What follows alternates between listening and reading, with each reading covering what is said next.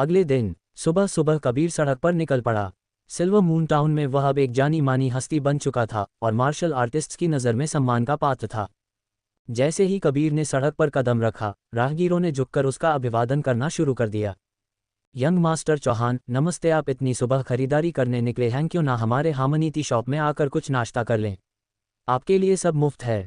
सुप्रभात young master Chauhan, क्या आप हमारे लोट्स रेस्टोरेंट में नाश्ता करना पसंद करेंगे? खाते पीते हुए नर्तकियों का आनंद लेना जीवन के सबसे बड़े सुखों में से एक है। ये बिल्कुल मुफ्त है और हम आपको उपहार भी देंगे। सुप्रभात यंग मास्टर चौहान, सच ही कहा गया है, शोहरत हमेशा अपने साथ मुसीबतें लेकर आती है। पहले कबीर परिवार का सिर्फ एक आम यंग मास्टर था, तब उसे कभी ऐसा सम्मान नहीं मिला था। हालांकि कुछ लड़कों को ये बात हजम नहीं हो रही थी। जो लड़के कबीर को प्यार में अपना दुश्मन मानते थे, वे जब भी उसे देखते उनकी आंखों में नफरत और जलन साफ झलकती।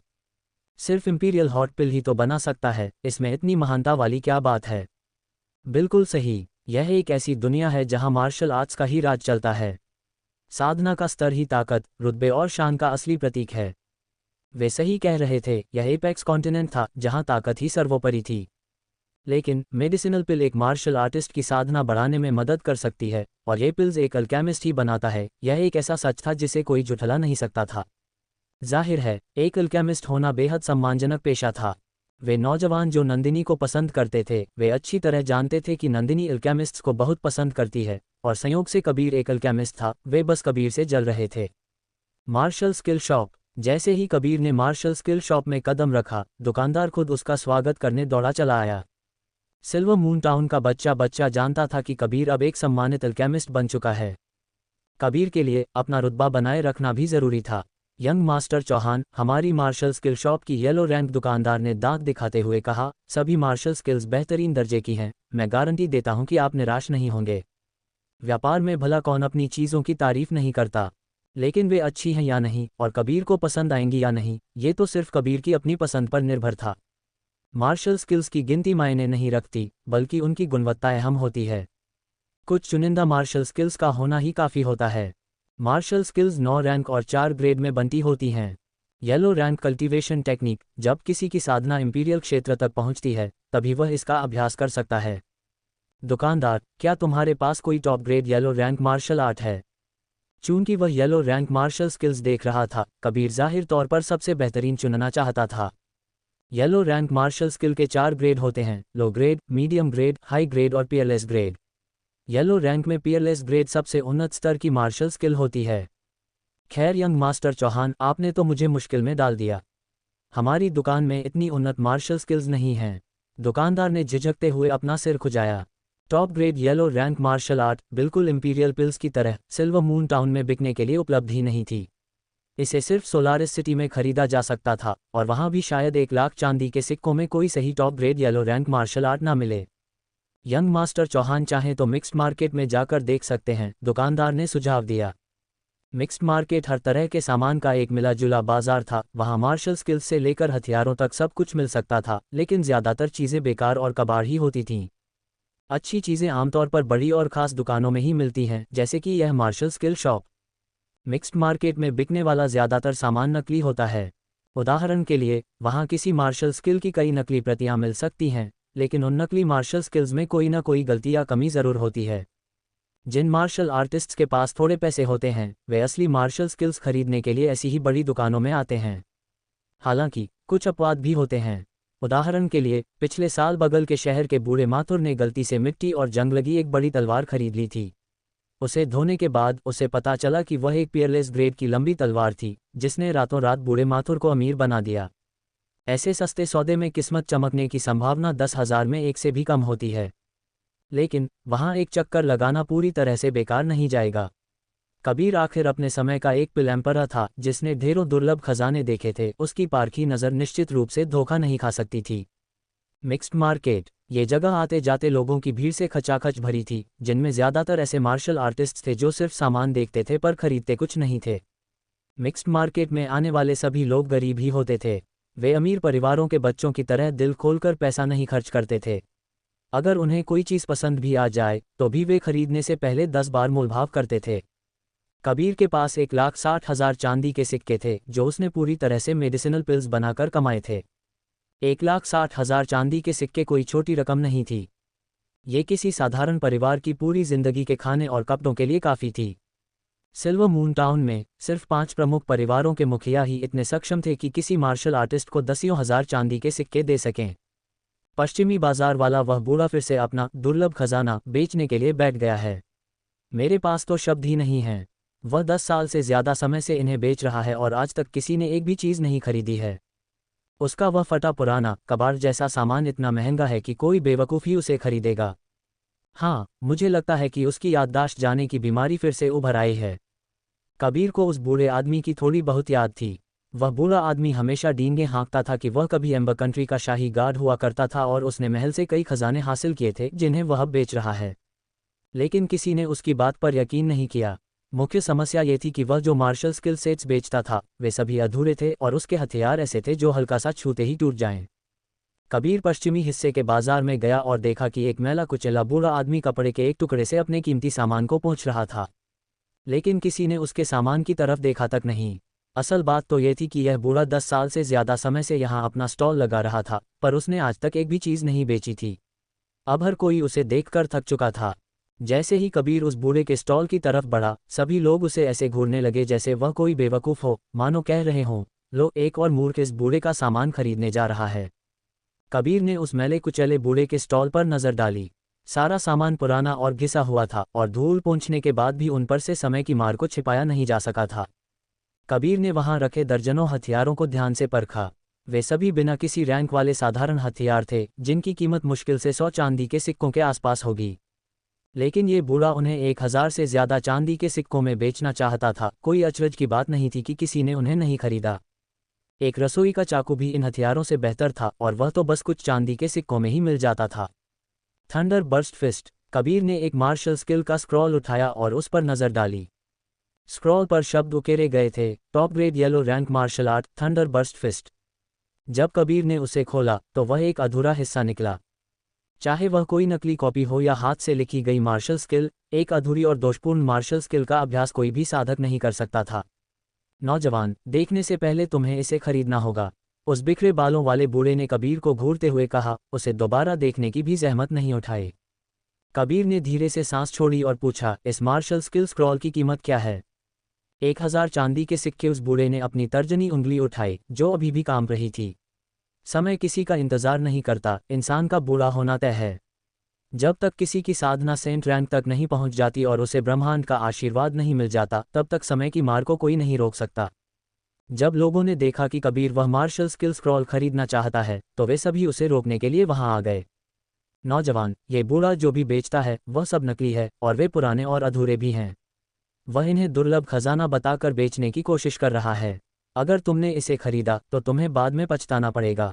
हाँ, एक टूटे फूटे मार्शल स्किल स्क्रॉल के लिए 1,000 चांदी के सिक्के। भले ही तुम्हारे पास पैसे हों, पर तुम्हें इतना फिजूल खर्च नहीं करना चाहिए, है ना? जो कोई भी इसे खरीदेगा वह पक्का पछताएगा। उन्होंने केवल नेक इरादे से कबीर को सलाह दी थी और उसे मूर्ख बताकर उस पर फप्तियां नहीं कसी थीं। 1,000 चांदी के सिक्के, मैं इसे लूंगा। कबीर ने बिना किसी झिझक के 1,000 चांदी के सिक्के निकाले और वह अधूरा top grade yellow rank martial art scroll खरीद लिया। जाने दो, हमें उसकी चिंता करने की ज़रूरत नहीं है। वह बस एक अमीर और बेवकूफ़ यंग मास्टर है। हालांकि सभी को लग रहा था कि कबीर को उस बूढ़े ने बेवकूफ़ बना दिया है, लेकिन कबीर को इस बात की कोई परवाह नहीं थी, इसलिए किसी ने भी आगे कुछ कहने की जहमत नहीं उठाई। ज़्यादातर लोगों के लिए एक अधूरी मार्शल स्किल को खरीदने में 1,000 चांदी के सिक्के लुटाना या तो पागलपन की निशानी थी या फिर पैसों का घमंड। लेकिन कबीर के लिए यह एक ऐसी मार्शल स्किल थी जिसकी असली कीमत दसियों हजार चांदी के सिक्कों के बराबर थी। ये थंडर बर्स्ट फिस्ट निस्संदेह top grade yellow rank martial art की श्रेणी में आता था। और जहां तक इसके अधूरे या खराब होने की बात थी तो जवाब साफ था, बिल्कुल नहीं। तो फिर इसका आधा हिस्सा गायब क्यों था? क्योंकि इस थंडर बर्स्ट फिस्ट तकनीक के 3 हिस्से थे, निचला, मध्य और ऊपरी। कबीर ने उसका सिर्फ पहला हिस्सा खरीदा था। कबीर के पास किसी अधूरी मार्शल स्किल का अभ्यास करने की क्षमता नहीं थी। उसने इसे सिर्फ इसलिए खरीदा क्योंकि यह अपने आप में एक पूर्ण मार्शल स्किल थी। उसे ये थंडर बर्स्ट फिस्ट तकनीक काफ़ी पसंद भी आई थी। अपने पिछले जीवन में उसने सिर्फ 3 मार्शल स्किल्स में महारत हासिल की थी और वे सभी प्रोफाउंड रैंक से ऊपर की थीं। अपनी वर्तमान इंपीरियल क्षेत्र की साधना के साथ वह किसी भी हाल में प्रोफाउंड रैंक की मार्शल स्किल्स का इस्तेमाल नहीं कर सकता था। कबीर का पिछला जीवन पूरी तरह से अल्कमी को समर्पित था, लेकिन इस जीवन में वह अल्कमी और मार्शल आर्ट्स दोनों में महारत हासिल करना चाहता था। थोड़ी ही देर बाद कबीर ने अपने लिए एक सही मार्शल स्किल खरीद ली थी, इसलिए उसे अब येलो रैंक की दूसरी चीज़ों पर पैसे खर्च करने की ज़रूरत नहीं थी। हाई ग्रेड मार्शल स्किल्स के मामले में अहमियत गिनती की नहीं, बल्कि उसकी गुणवत्ता की होती है। दुनिया में अनगिनत मार्शल स्किल्स मौजूद थीं, और कबीर उन सभी को खरीद नहीं सकता था। बेकार की मार्शल स्किल्स का अभ्यास करना समय की बर्बादी के अलावा और कुछ नहीं था। अरे, क्या ये सिल्वर मून टाउन का नंबर 1 अल्केमिस्ट नहीं है? मेरी किस्मत कितनी अच्छी है कि सड़क पर ही तुमसे मुलाकात हो गई। कबीर के सामने नीले रंग का लबादा पहने एक नौजवान आकर खड़ा हो गया, जिसकी उम्र लगभग 16 साल लग रही थी। कबीर की यादों के अनुसार उस नौजवान का नाम कुणाल था और वह विराट का चचेरा भाई था। क्या कोई काम है? कबीर ने शांत स्वर में पूछा। कुणाल के साथ उसके 2 नौकर भी थे, जिनके चेहरे कुणाल से भी ज्यादा घमंडी और अक्खड़ लग रहे थे। मैंने सुना है कि तुमने कुछ दिन पहले मेरे चचेरे भाई का सरेआम अपमान किया था, है ना? कुणाल ने सब कुछ जानते हुए भी पूछा। कुछ दिन पहले उसका चचेरा भाई विराट बेहद आक्रामक हो गया था और कबीर का मजाक उड़ाते हुए डींगे हाँक रहा था कि अगर कबीर मेडिसिनल पिल बना सका तो वह नंगा होकर पूरे शहर की सड़कों पर दौड़ेगा। कबीर ने उसे चाकू की नोक पर ऐसा करने के लिए मजबूर नहीं किया था, ये पूरी तरह से विराट की अपनी गलती थी। कुणाल हमेशा से ही अपने परिवार वालों को लेकर बेहद रक्षात्मक रहा था और वह एक इंतकाम लेने वाला इंसान था। इस बार उसका कबीर का रास्ता रोकने का मकसद साफ तौर पर कबीर को जलील करना और अपने भाई का बदला लेना था। ये बात हर कोई जानता है कि तुम्हारा भाई विराट खुद अपना मुंह मेरे पैरों पर रगड़ना चाहता था। इसमें मैं भला क्या कर सकता था? कबीर ने तंज कसते हुए कहा। ये सुनते ही कुणाल गुस्से से आग बबूला हो गया और कबीर पर चिल्लाया, मुझे इस सब से कोई मतलब नहीं। तुमने मेरे भाई का अपमान किया है, जिसका मतलब है कि तुमने मेरा अपमान किया है। आज मैं, ये यंग मास्टर, तुम्हारे साथ आमने सामने की लड़ाई करूंगा। आमने सामने की लड़ाई कबीर ने त्योरियां चढ़ाईं, जिसका साफ मतलब एक शारीरिक युद्ध से था। कबीर जानता था कि कुणाल की साधना इंपीरियल क्षेत्र के दूसरे स्तर पर थी और उसके पास 2 बैलों के बराबर प्रचंड ताकत थी। फिलहाल कबीर उसका मुकाबला करने की स्थिति में नहीं था। अगर सीधे आमने सामने की लड़ाई होती तो कबीर निश्चित रूप से उससे हार जाता। जब सड़क पर चल रहे लोगों ने देखा कि शर्मा परिवार का कुणाल कबीर के साथ आमने सामने लड़ने वाला है, तो हर कोई ये तमाशा देखने के लिए दौड़ पड़ा। क्योंकि कहावत है कि तमाशबीनों की भीड़ जितनी ज्यादा हो, तमाशा उतना ही बड़ा होता है। कुणाल के होठों पर एक सर्द कुटिल मुस्कान तैर गई। उसने अपने चारों ओर खड़े मार्शल आर्टिस्ट्स पर नजर डाली और फिर अपनी नजरें कबीर पर टिकाते हुए चालाकी से बोला, क्या तुम चुनौती कबूल करने से डर गए? हाँ, मुझे बिल्कुल उम्मीद नहीं थी कि चौहान परिवार का तीसरा यंग मास्टर इतना बड़ा डरपोक निकलेगा। उसने अपनी बात जारी रखते हुए कहा, हालांकि तुम चाहो तो लड़ने से मना कर सकते हो, लेकिन उसके लिए तुम्हें मेरे पैरों के बीच से रेंग कर निकलना होगा, 100 बार मेरे सामने सिर झुकाकर माफी मांगनी होगी और 3 बार कुत्ते की तरह भौंकना होगा। फिर मैं तुम्हें चुनौती नहीं दूंगा। ये कुणाल अपनी हदें पार कर रहा था। कबीर किसी भी कीमत पर इसे बर्दाश्त नहीं कर सकता था। कुणाल की साधना सिर्फ इंपीरियल क्षेत्र के दूसरे स्तर की ही तो थी। कबीर इतना डरा हुआ नहीं था कि वह उससे लड़ने की हिम्मत भी ना जुटा सके। मैं तुम्हारी चुनौती कबूल करता हूं, तुम जगह और समय तय करो, कबीर ने बेखौफ होकर ऐलान किया। कबीर को लड़ाई के लिए राजी होता देख कुणाल जोर से ठहाका लगाकर हंसा। ठीक है, तो फिर यह मुकाबला आज से 3 दिन बाद दक्षिणी सड़क के एरिना में होगा। सिर्फ 3 दिनों का समय। इतने कम समय में कबीर के लिए अपनी साधना को तेजी से बढ़ाना नामुमकिन था और कुणाल कबीर को संभलने का एक मौका भी नहीं देना चाहता था। इन 3 दिनों में उसने ये सुनिश्चित करने का मन बना लिया था कि सिल्वर मून टाउन के सभी मार्शल आर्टिस्ट्स को इस मुकाबले की खबर मिल जाए। वे सब वहां आएं और देखें कि कैसे वह कबीर को सरेआम धूल चटाता है और उसकी इज्जत की धज्जियां उड़ाता है। कबीर, तुम्हारे पास सिर्फ 3 दिन बचे हैं। जल्दी जाओ और अपने लिए ढेर सारी दवाइयां जुटा लो, क्योंकि यह यंग मास्टर तुम पर कोई रहम नहीं खाने वाला। हा। इतना कहने के बाद कुणाल जोर जोर से हंसता हुआ वहां से चला गया। अगर कबीर ने उसकी चुनौती कबूल करने की हिम्मत दिखाई थी तो यकीनन उसके पास इसका सामना करने का कोई ना कोई तरीका जरूर था। 2 घंटे बाद चौहान परिवार की एक हवेली के भीतर कबीर ने अभी अभी खरीदे गए थंडर बर्स्ट फिस्ट के मंत्रों को अच्छी तरह से याद कर लिया था। सिर्फ मंत्रों को रट लेना काफी नहीं था, इनका अभ्यास और साधना करना भी बेहद जरूरी था।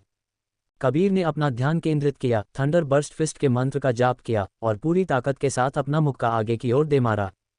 लेकिन वहां कोई हलचल नहीं हुई। ऐसा लगा मानो उसने बस यूं ही हवा में मुक्का चलाया हो। थंडर बर्स्ट फिस्ट एक top grade yellow rank martial art थी और अगर कोई साधक इसे एक ही बार में सीखकर उसका प्रहार कर दे तो वह यकीनन एक विलक्षण प्रतिभा का धनी था। कबीर इस बात से संतुष्ट था कि वह कम से कम एक दिन के अंदर थंडर बर्स्ट फिस्ट की शक्ति को उजागर कर सकता था। इस thunder burst fist martial skill में 3 चरण थे: थंडर स्ट्राइक, थंडर अटैक और थंडर ब्लास्ट। समय तेजी से बीतता गया और देखते ही देखते शाम घिर आई। आसमान के सफ़ेद बादल लाल रंग में रंगे हुए लग रहे थे और सूरज की धुंधली रोशनी धीरे धीरे गायब हो रही थी। पिछले आंगन में खड़े उस नौजवान के आकर्षक चेहरे से पसीने की बूंदें छलक रही थीं और धीरे धीरे जमीन पर टपक रही थीं। Thunder burst fist, thunder strike. Kabir के गले से एक भारी हुंकार निकली और उसकी मुट्ठी, जिसमें असीम शक्ति केंद्रित हो चुकी थी, अचानक एक प्रचंड आध्यात्मिक ऊर्जा के साथ आगे की ओर फट पड़ी। बैंग। हालांकि आवाज़ बहुत ज्यादा तेज नहीं थी, लेकिन उसने आध्यात्मिक ऊर्जा की एक प्रचंड लहर जरूर पैदा कर दी थी। मैंने थंडर बर्स्ट फिस्ट के पहले चरण थंडर स्ट्राइक में महारत हासिल कर ली है। 3 दिनों के भीतर मैं निश्चित रूप से इसके दूसरे चरण थंडर अटैक पर भी पूरी तरह कब्जा कर लूंगा। कबीर को पूरा यकीन था कि वह 3 दिनों के अंदर थंडर बर्स्ट फिस्ट के तीनों चरणों का इतनी गहराई से अभ्यास कर लेगा कि वह अपनी मर्जी से कभी भी इसका इस्तेमाल कर सकेगा। हालांकि इसे पूरी तरह से एक मास्टर के स्तर तक पहुंचाने में थोड़ा समय और लगेगा। और अगर कुछ काम ना भी आया तो कबीर ने एक इंपीरियल पिल का सेवन किया था। वह उस इंपीरियल पिल की आध्यात्मिक ऊर्जा को सोख कर महज कुछ ही दिनों में उसे अपनी खुद की ताकत में बदल सकता था। उस समय कुणाल की चुनौती से निपटने में कोई शक नहीं रह जाएगा। अगले दिन की सुबह कबीर सुबह जल्दी उठ गया था और सामने वाले आंगन में पूरी लगन के साथ thunder burst fist martial skill का अभ्यास कर रहा था। कबीर, अभी के लिए अपना अभ्यास रोक दो और जल्दी से तैयार हो जाओ। कश्यप परिवार के निमंत्रण पर हमें उनके घर जाना है। ठीक उसी वक्त दिग्विजय वहां आए और कबीर से कहा, परसों कश्यप परिवार ने कबीर और उसके पिता को अपने घर आने का निमंत्रण दिया था। उनका सीधा सा मकसद कबीर के साथ अपने संबंध सुधारना था, जो अब एक बेहद सम्मानित अल्केमिस्ट बन चुका था। कबीर के साथ अच्छे रिश्ते बनाने का मतलब था सीधे तौर पर एक अल्केमिस्ट की दोस्ती हासिल करना।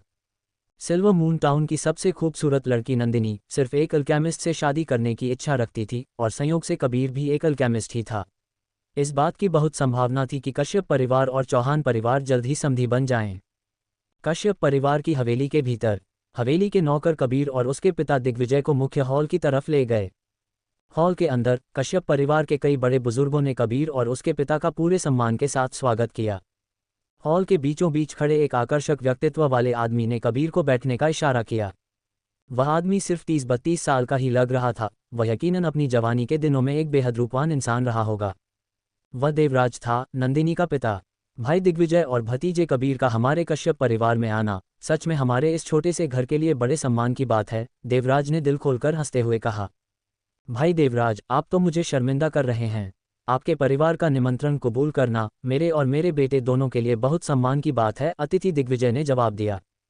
देवराज ने मुस्कुराते हुए अपना हाथ हिलाया। भाई दिग्विजय, आप बहुत विनम्र हैं। आपका बेटा हमारे सिल्वर मून टाउन का सबसे पहला अल्केमिस्ट है। एक पिता के रूप में आपके बेहतरीन मार्गदर्शन के बिना यह संभव नहीं था। ये सच में जश्न मनाने का मौका है। जाओ और नंदिनी को बुला लाओ ताकि वह भाई दिग्विजय और कबीर से मिल सके, देवराज ने तुरंत अपने नौकर को आदेश दिया। भाई दिग्विजय, दावत शुरू होने में अभी 1 घंटे का समय है।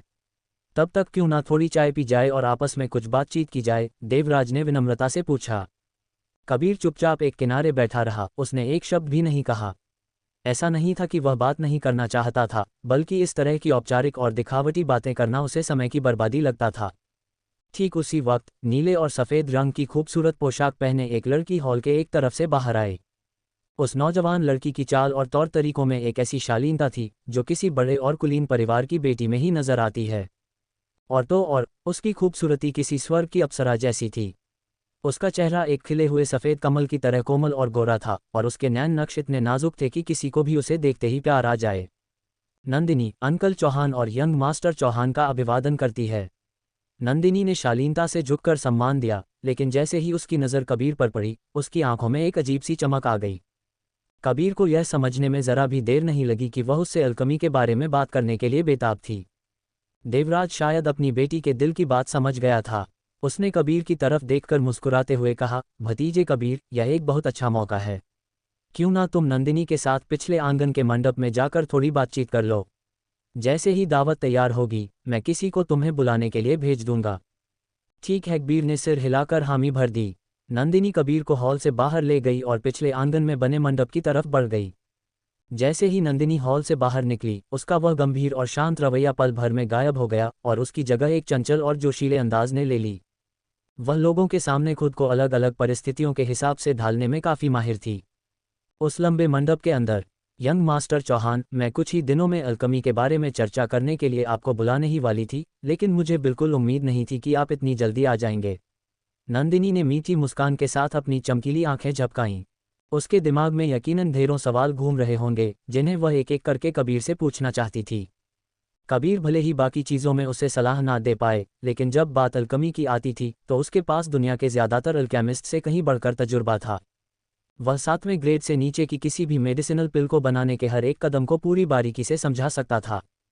नंदिनी न तो खुद कोई अल्केमिस्ट थी और ना ही उसके पास फायर ओरिजिन सीड था, लेकिन इसके बावजूद उसके मन में अल्कमी को लेकर एक गहरा जुनून भरा था।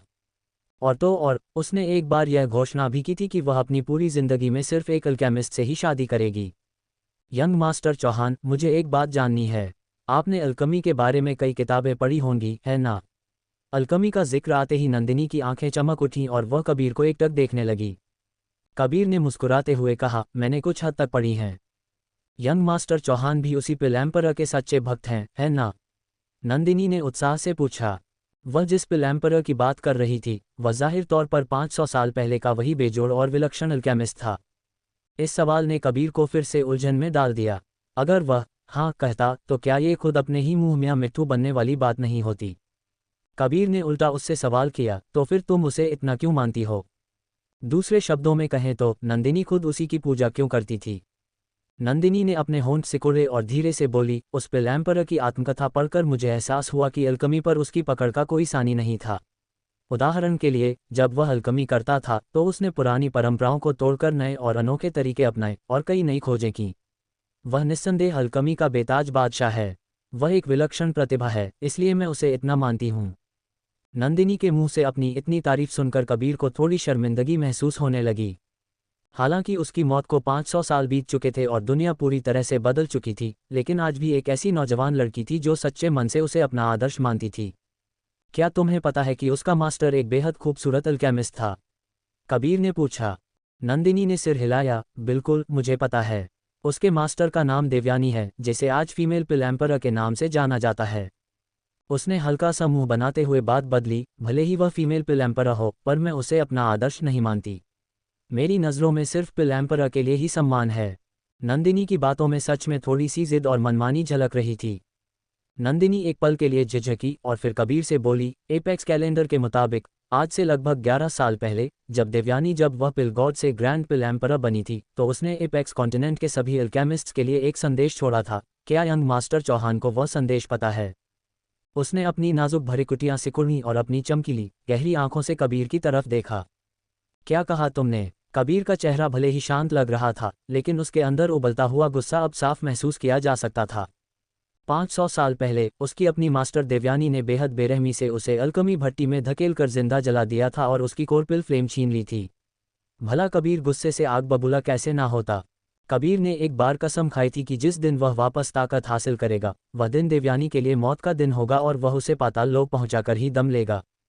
नंदिनी ने उस संदेश के बारे में बताया। उसने कहा था, अल्कमी का मार्ग दिल में लौटता है और पिल ट्राइब्यूलेशन से नया जन्म होता है। नंदिनी ने अपने सुर्ख लाल होंठों को दांतों तले दबाया और पूछा, यंग मास्टर चौहान, क्या आपको इस रहस्यमयी संदेश का असली मतलब पता है? ये सुनते ही कबीर ने अपनी मुठ्ठियां कस लीं। उसके सीने में भावनाओं का एक सैलाब सा उमड़ पड़ा। कबीर ने एक लंबी और गहरी सांस छोड़ी, खुद को शांत किया और बोला, इस वाक्य का मतलब शायद एक अल्केमिस्ट की सच्ची इच्छाशक्ति से है। मेरी अज्ञानता को माफ़ कीजिएगा, लेकिन क्या मैं यंग मास्टर चौहान से पूछ सकती हूँ कि अल्कमी की यह इच्छाशक्ति आखिर क्या होती है? नंदिनी ने पूछा। कबीर ने फिर से राहत की सांस ली और कहा, अल्कमी की यह इच्छाशक्ति दरअसल एक ऐसा अदृश्य और हमेशा बदलने वाला विश्वास है। सिर्फ अपने दिल की गहराइयों से अल्कमी के मार्ग को समझकर ही एक अल्केमिस्ट इसके सबसे ऊंचे शिखर तक पहुंच सकता है। लेकिन उसका दिमाग अभी भी उन रहस्यमयी शब्दों में ही उलझा हुआ था। कबीर ने धीरे से बड़बड़ाया, अल्कमी का मार्ग दिल में लौटने का मतलब है अल्कमी के शिखर पर पहुंचना, ताकि कोई अपने खुद के अल्कमी हृदय का विस्तार कर सके। और पिल ट्राइब्यूलेशन से नया जन्म, क्या ये पिल फ्लेम का कहर है? ये कहना मुश्किल है, क्योंकि मैं ही उसका वह कहर हूँ। उस पल से जब देवयानी ने उसे अल्कमी भट्टी में जिंदा जलाया था, कबीर ने उसके लिए बहाने बनाना छोड़ दिया था। वे बहाने सिर्फ उसकी अपनी कायरता थे, यह मानने से उसका इनकार कि देवयानी ने उसे एक मोहरे की तरह इस्तेमाल किया था। उसकी मास्टर ने उसे बेरहमी से मार डाला था और उसकी कोरपिल फ्लेम चुरा ली थी, यही कड़वा सच था। यंग मास्टर चौहान सच में बेहद ज्ञानी और विलक्षण हैं। मैं, नंदिनी, ये बात मानते हुए शर्मिंदा हूं कि मैं यंग मास्टर चौहान के सामने कुछ भी नहीं हूं। मेरे पास इतने सारे सवाल हैं जो मैं आपसे पूछना चाहती हूं, बस अफसोस इस बात का है कि हम इतनी देर से मिले। काश मैं यंग मास्टर चौहान से पहले मिल पाती। नंदिनी ने बिना किसी झिझक या शर्म के यह बात कह दी। वह तो बस सच्चे दिल से कबीर से सीखना चाहती थी। तुम्हें मुझे यंग मास्टर चौहान कहने की कोई ज़रूरत नहीं है। कबीर को ये बार बार सुनना थोड़ा अटपटा लग रहा था। नंदिनी ने मुंह बनाते हुए हामी भरी और चहकते हुए बोली, तो फिर क्या मैं आज से आपको कबीर कहकर बुला सकती हूँ? इस तरह से मैं आपसे कभी भी कहीं भी सवाल पूछ सकूंगी। ही। जरूर, कबीर ने सिर हिलाया। ये लड़की ना सिर्फ बेहद खूबसूरत और नाजुक थी, बल्कि चुलबुली और प्यारी भी थी। उसे अच्छी तरह पता था कि हर परिस्थिति को कैसे संभालना है। वह सच में दिल जीतने वाली थी और ऊपर से वह कबीर को इतना मानती भी थी। नंदिनी को अभी भी इस बात का जरा सा भी अंदाजा नहीं था कि कबीर ही वह विलक्षण पिल एम्परर था जिसे दुनिया भुला चुकी थी। नंदिनी ने धीरे से सिर हिलाया और मुस्कुराते हुए बोली, तो फिर आज से मैं आपको हमेशा कबीर ही कहूंगी। ठीक उसी वक्त कश्यप परिवार का एक नौकर वहां आया और उसने नंदिनी और कबीर से कहा, यंग मास्टर चौहान, दावत तैयार है। कृपया तुरंत हॉल में चलिए। कबीर, चलो खाना खाते हैं। नंदिनी कब से कबीर से मिलने के लिए बेताब थी। जब कबीर ने उस दिन मेडिसिनल पिल स्टोर के बाहर अलकमी की थी, तब वह उसे देख नहीं पाई थी और इस बात का उसे बहुत मलाल था। लेकिन अब वह भविष्य में कबीर के घर जाने में जरा भी नहीं हिचकिचाएगी। एक लड़की जो बिना झिझक बार बार किसी दूसरे के घर जाती हो, वह निश्चित रूप से अपने चरित्र पर सवाल खड़े करती। लेकिन उसके पिता देवराज को इस बात की रत्ती भर भी परवाह नहीं थी। उनका मानना था कि अगर उनकी बेटी कबीर के घर जा रही है तो उन्हें चिंता करने की कोई ज़रूरत नहीं।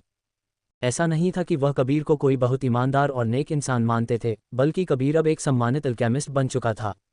उन्हें इस बात से कोई परेशानी नहीं थी कि उनकी बेटी कबीर के साथ अपने रिश्ते बढ़ा रही है।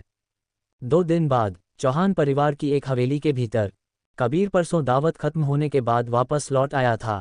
जहां तक शादी की बात थी तो दिग्विजय और देवराज ने उस दावत में इसका कोई जिक्र नहीं किया था।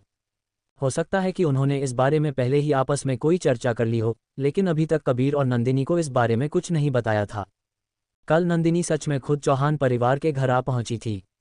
उसे इस बात की कोई परवाह नहीं थी कि दुनिया क्या सोचेगी, वह सीधे कबीर से मिलने चली आई थी। जब कोई बार बार कहीं जाने लगता है तो वह वहां का अभ्यस्त हो जाता है।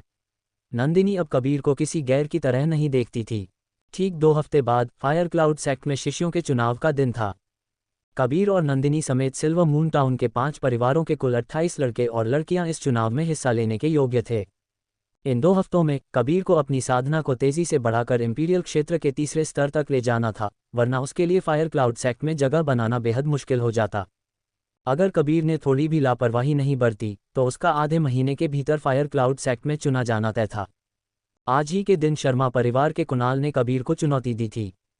3 दिन पहले कुणाल ने कबीर को अपमानजनक शब्द कहते हुए उसे लड़ाई के लिए उकसाया था।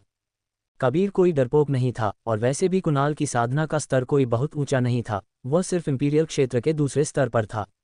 कबीर उसे देखकर किसी काय की तरह छिपने वालों में से नहीं था। कबीर का खून वैसे भी गर्म था और वह इस बात को किसी कीमत पर बर्दाश्त नहीं कर सकता था कि कोई उसके सिर पर पैर रखकर आगे बढ़े। कबीर ने खुद को तैयार किया, चौहान परिवार के दरवाजे से बाहर निकला और दक्षिणी सड़क पर स्थित अरीना की तरफ चल पड़ा। दक्षिणी सड़क के उस अरीना में नीले रंग का लबादा पहने एक नौजवान घमंड से सीना ताने उस अखाड़े के बीचों बीच खड़ा था। भाई कुणाल, मुझे लगता है कि वह कबीर पक्का डर कर भाग जाएगा। बिल्कुल पूरे सिल्वर मून टाउन में हमारे भाई कुणाल का खौफ है। कबीर को पता था कि आज आमने सामने की लड़ाई का दिन है, इसलिए वह डर के मारे किसी कोने में छिपकर अपनी पैंट गीली कर रहा होगा। हा। शर्मा परिवार के कई नौजवान कुणाल की शान में कसीदे पढ़ रहे थे। कुणाल इस तारीफ का पूरा मजा ले रहा था। उसका घमंड और बढ़ गया और उसने सिर ऊंचा करके कहा, पूरे सिल्वर मून टाउन में मेरा रुतबा किसी से भी कम कैसे हो सकता है? बिल्कुल सही, हमारे भाई कुणाल सिल्वर मून टाउन के सबसे बड़े जीनियस हैं। अगर भाई कुणाल खुद को दूसरा कहें तो किसी में हिम्मत नहीं कि वह खुद को पहला बता सके। शर्मा परिवार के लड़के बिना रुके कुणाल की तारीफों के पुल बांध रहे थे। कुणाल की प्रतिभा बुरी नहीं थी, लेकिन उसे सिल्वर मून टाउन का यंग जीनियस कहना कुछ ज्यादा ही हो जाता। ये सिर्फ शर्मा परिवार के लड़कों की लंबी लंबी फेंकने की आदत थी। कुणाल और कबीर की लड़ाई देखने के लिए वहां कई मार्शल आर्टिस्ट जमा हुए थे। कुल मिलाकर वहां 203 मार्शल आर्टिस्ट्स मौजूद थे, जिनमें ज़्यादातर सिल्वर मून टाउन के नौजवान साधक ही थे। उनका मुख्य मकसद सिर्फ कबीर को देखना था। सब जानते थे कि कुछ ही दिन पहले कबीर एक अल्केमिस्ट बना था और इस खबर ने पूरे सिल्वर मून टाउन में तहलका मचा दिया था। सिल्वर मून टाउन के दर्जनों परिवार ही नहीं, बल्कि आसपास के कस्बों के कुछ अमीर परिवार भी चौहान परिवार के साथ अच्छे रिश्ते बनाने के लिए उनके घर के चक्कर लगा रहे थे। शहर में अल्केमिस्ट्स के शिष्य मिलना ही बहुत दुर्लभ बात थी, असली अल्केमिस्ट्स की तो बात ही छोड़ दीजिए। हालांकि पूरे सोलारिस सिटी में कई अल्केमिस्ट्स मौजूद थे। आखिर सोलारिस सिटी के अधीन सैकड़ों कस्बे आते थे और अगर हर कस्बे से एक भी अल्केमिस्ट निकले तो उनकी संख्या आसानी से सैकड़ों में पहुंच जाती। सोलारिस सिटी में कुल कितने अल्केमिस्ट थे यह कोई पक्के तौर पर नहीं जानता था, लेकिन एक 14 साल का अल्केमिस्ट होना पूरे शहर में ऐसे लोग उंगलियों पर गिने जा सकते थे। भाई कुणाल, हम पिछले आधे घंटे से इंतजार कर रहे हैं। क्या वह कबीर सच में दुम दबाकर भाग गया? मुझे पूरा यकीन है वह भाई कुणाल के सामने टिक ही नहीं सकता। वह पक्का डर के मारे किसी कोने में दुबका बैठा होगा, बाहर निकलने की उसकी हिम्मत ही नहीं हो रही होगी। ये सुनकर कुणाल ने घमंड में ठंडी सांस छोड़ी। उसकी इतनी हिम्मत! अगर वह मेरी चुनौती का सामना करने नहीं आया तो मैं पूरे सिल्वर मून टाउन के मार्शल आर्टिस्ट्स में ढिंढोरा पीट दूंगा, ताकि सबको पता चल जाए कि कबीर एक डरपोक है। हा हा।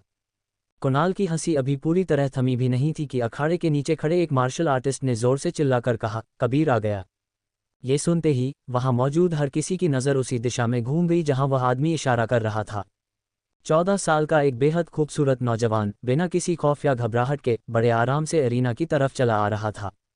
जब कुणाल ने कबीर को अपने वादे के मुताबिक अखाड़े की ओर आते देखा तो शुरुआत में उसके चेहरे पर एक कुटिल मुस्कान थी, लेकिन जब उसने देखा कि कबीर उससे कहीं ज्यादा आकर्षक लग रहा है और वहां मौजूद सभी लड़कियां उसे देखकर आहें भर रही हैं, तो जलन के मारे उसका खून खौल उठा।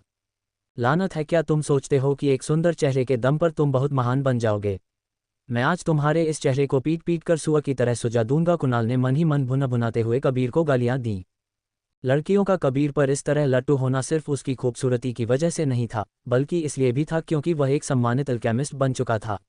इसी बात ने उन लड़कियों के दिलों में हलचल मचा दी थी। कुछ दिन पहले तक इन लड़कियों ने कबीर की तरफ पलटकर भी नहीं देखा था। मार्शल आर्ट्स की इस बेरहम दुनिया में किसी का वजूद उसके चेहरे से नहीं, बल्कि उसकी साधना से तय होता था। कबीर धीरे धीरे सीढ़ियां चढ़कर अखाड़े में पहुंचा और कुणाल के ठीक सामने जाकर खड़ा हो गया। कुणाल का गुस्से से लाल चेहरा देखकर ही वह समझ गया था कि कुणाल उसके रुतबे से बुरी तरह जल रहा है। कबीर, मेरी चुनौती कबूल करने की तुम्हारी इस बेवकूफ़ी भरी हिम्मत की मैं दाद देता हूं। कुणाल ने घमंड के साथ कबीर की तरफ उंगली उठाते हुए कहा। कबीर ने तंज कसते हुए जवाब दिया, और मैं तुम्हारी इस हिम्मत की दाद देता हूं जो तुम मेरे सामने भौंकने की जुर्रत कर रहे हो। तुम कुणाल के पास कहने को कोई शब्द नहीं बचे। गुस्से से उसका पूरा शरीर कांपने लगा और वह बस हमला करने ही वाला था। तुम बहुत जुबान लड़ा रहे हो ना? मैं आज तुम्हारे इस मुंह को तोड़कर रख दूंगा और तुम्हारे चेहरे को सुअर की तरह सुजा दूंगा। मुझसे पंगा लेने का यही अंजाम होता है? कुणाल ने दहाड़ते हुए कहा। क्या सच में? तो फिर आकर कोशिश कर लो। कबीर की आंखों में एक बर्फीली ठंडक उतर आई। तुमने खुद मुझे इसके लिए मजबूर किया है, अब भुगतो। कुणाल ने बिना एक पल गनवाए सीधा हमला बोल दिया और एक ही छलांग में कबीर के बिल्कुल करीब पहुंच गया। Raising wolf fist. कुणाल ने जैसे ही आगे बढ़कर अपना वार किया, उसने एक येलो रैंक की मीडियम ग्रेड मार्शल स्किल का इस्तेमाल किया। ये वुल्फ फिस्ट तकनीक अगर मेजर अचीवमेंट स्तर तक साध ली जाए तो इसका एक ही मुक्का किसी भी ताकतवर इंसान की जान लेने के लिए काफ़ी था। इसका प्रहार सच में रोंगटे खड़े कर देने वाला था। कुणाल में इतनी काबिलियत नहीं थी कि वह इस रेजिंग वुल्फ फिस्ट को मेजर अचीवमेंट स्तर तक साध सके। वह ज़्यादा से ज़्यादा सिर्फ इस मार्शल स्किल की शुरुआती बारीकियों को ही समझ पाया था। किसी मार्शल स्किल की रैंक जितनी ऊंची होती थी, उसका अभ्यास करना उतना ही कठिन होता जाता था। शर्मा परिवार के लड़कों ने एक बार फिर से हैरानी में चिल्लाना शुरू कर दिया। अविश्वसनीय! भाई कुणाल ने सच में रेजिंग वुल्फ फिस्ट का इस्तेमाल किया। यह एक येलो रैंक की मीडियम ग्रेड मार्शल स्किल है। सिर्फ एक बेहतरीन प्रतिभा वाला मार्शल आर्टिस्ट ही इसका अभ्यास कर सकता है। ही बिल्कुल, हमारे भाई कुणाल सिल्वर मून टाउन के जीनियस हैं। कबीर को आज घुटनों के बल रेंग कर वापस जाना पड़ेगा। हा हा। भाई कुणाल, उसकी हड्डियां तोड़ दो। भाई कुणाल कमाल के हैं। कुणाल ने सिर्फ एक येलो रैंक की मीडियम ग्रेड तकनीक का इस्तेमाल किया था, लेकिन वे सब उसे ऐसे बढ़ा चढ़ाकर पेश कर रहे थे मानो वह दुनिया की सबसे अजेय तकनीक हो। जब कबीर ने कुणाल को रेजिंग वुल्फ फिस्ट का इस्तेमाल करते हुए अपनी तरफ बढ़ते देखा तो उसके होठों पर एक सर्द मुस्कान उभर आई।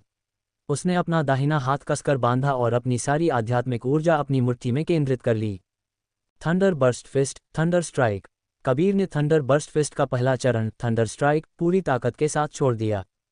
बूम! उसके मुक्के से बिजली की ऊर्जा का एक जबरदस्त विस्फोट हुआ, मानो उसकी पूरी मुट्ठी बिजली की लपटों में घिरी हो और वह सीधे कुणाल के वार से टकराने के लिए तैयार थी। ये नज़ारा देखकर वहां मौजूद हर इंसान सन रह गया। लानत है, क्या ये कोई top grade yellow rank martial art है? बिल्कुल, यह टॉप ग्रेड येलो रैंक की थंडर बर्स्ट फिस्ट है। कबीर के पास top grade yellow rank martial art कहाँ से आए? तुम जानते हो ना कि पूरे सिल्वर मून टाउन में शायद ही किसी के पास top grade yellow rank martial art है। और अगर किसी के पास ये हो भी, तो इसका अभ्यास करना किसी yellow rank medium grade martial skill से कई गुना ज़्यादा मुश्किल है। कबीर तो और भी खतरनाक लग रहा है। वे अभी ये बातें कर ही रहे थे कि दोनों के मुक्कों एक दूसरे से टकरा गए। टकराते ही ऊर्जा की एक प्रचंड लहर उठी और पूरे एरिना में तूफान की तरह छा गई। लानत है, ये लहर इतनी तेज है कि मैं अपनी आंखें भी नहीं खोल पा रहा हूं। अखाड़े में कबीर और कुणाल के मुक्कों को आपस में टकराते देख हर कोई सदमे में अपनी आंखें फाड़े खड़ा था। कबीर, मेरी साधना इंपीरियल क्षेत्र के दूसरे स्तर पर है और मेरे पास 2 बैलों की प्रचंड ताकत है। क्या हुआ अगर तुम्हारे पास top grade yellow rank martial art है? मैं तुम्हें एक झटके में कुचल दूंगा, हा हा।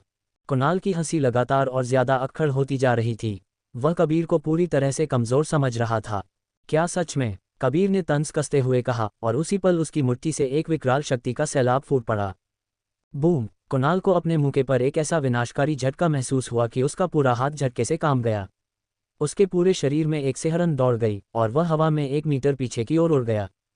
बैंग! कुणाल दर्द से चीख पड़ा, आह! थप! कुणाल पीठ के बल जमीन पर जा गिरा और उसकी हालत किसी उल्टे पड़े मेढक जैसी लग रही थी। लानत है, कबीर इतना शक्तिशाली कैसे हो सकता है? उसने इंपीरियल क्षेत्र के पहले स्तर की साधना के साथ इंपीरियल क्षेत्र के दूसरे स्तर वाले कुणाल को धूल चटा दी। मुझे विश्वास नहीं हो रहा कि कबीर इतना खतरनाक है, लेकिन सच उन सब की आंखों के सामने था और उनके पास यकीन करने के अलावा कोई चारा नहीं था। कुणाल जमीन पर चित पड़ा था, उसका शरीर दर्द से ऐंठ रहा था। कबीर के एक ही वार ने उसकी बोलती पूरी तरह से बंद कर दी थी। जैसे ही उसे पूरी तरह होश आएगा, वह यकीनन दर्द से बुरी तरह कराह उठेगा। शर्मा परिवार के जो लड़के अभी कुछ देर पहले तक कुणाल की तारीफों के पुल बांध रहे थे, अब उन सबके मुंह पर ताले लग चुके थे।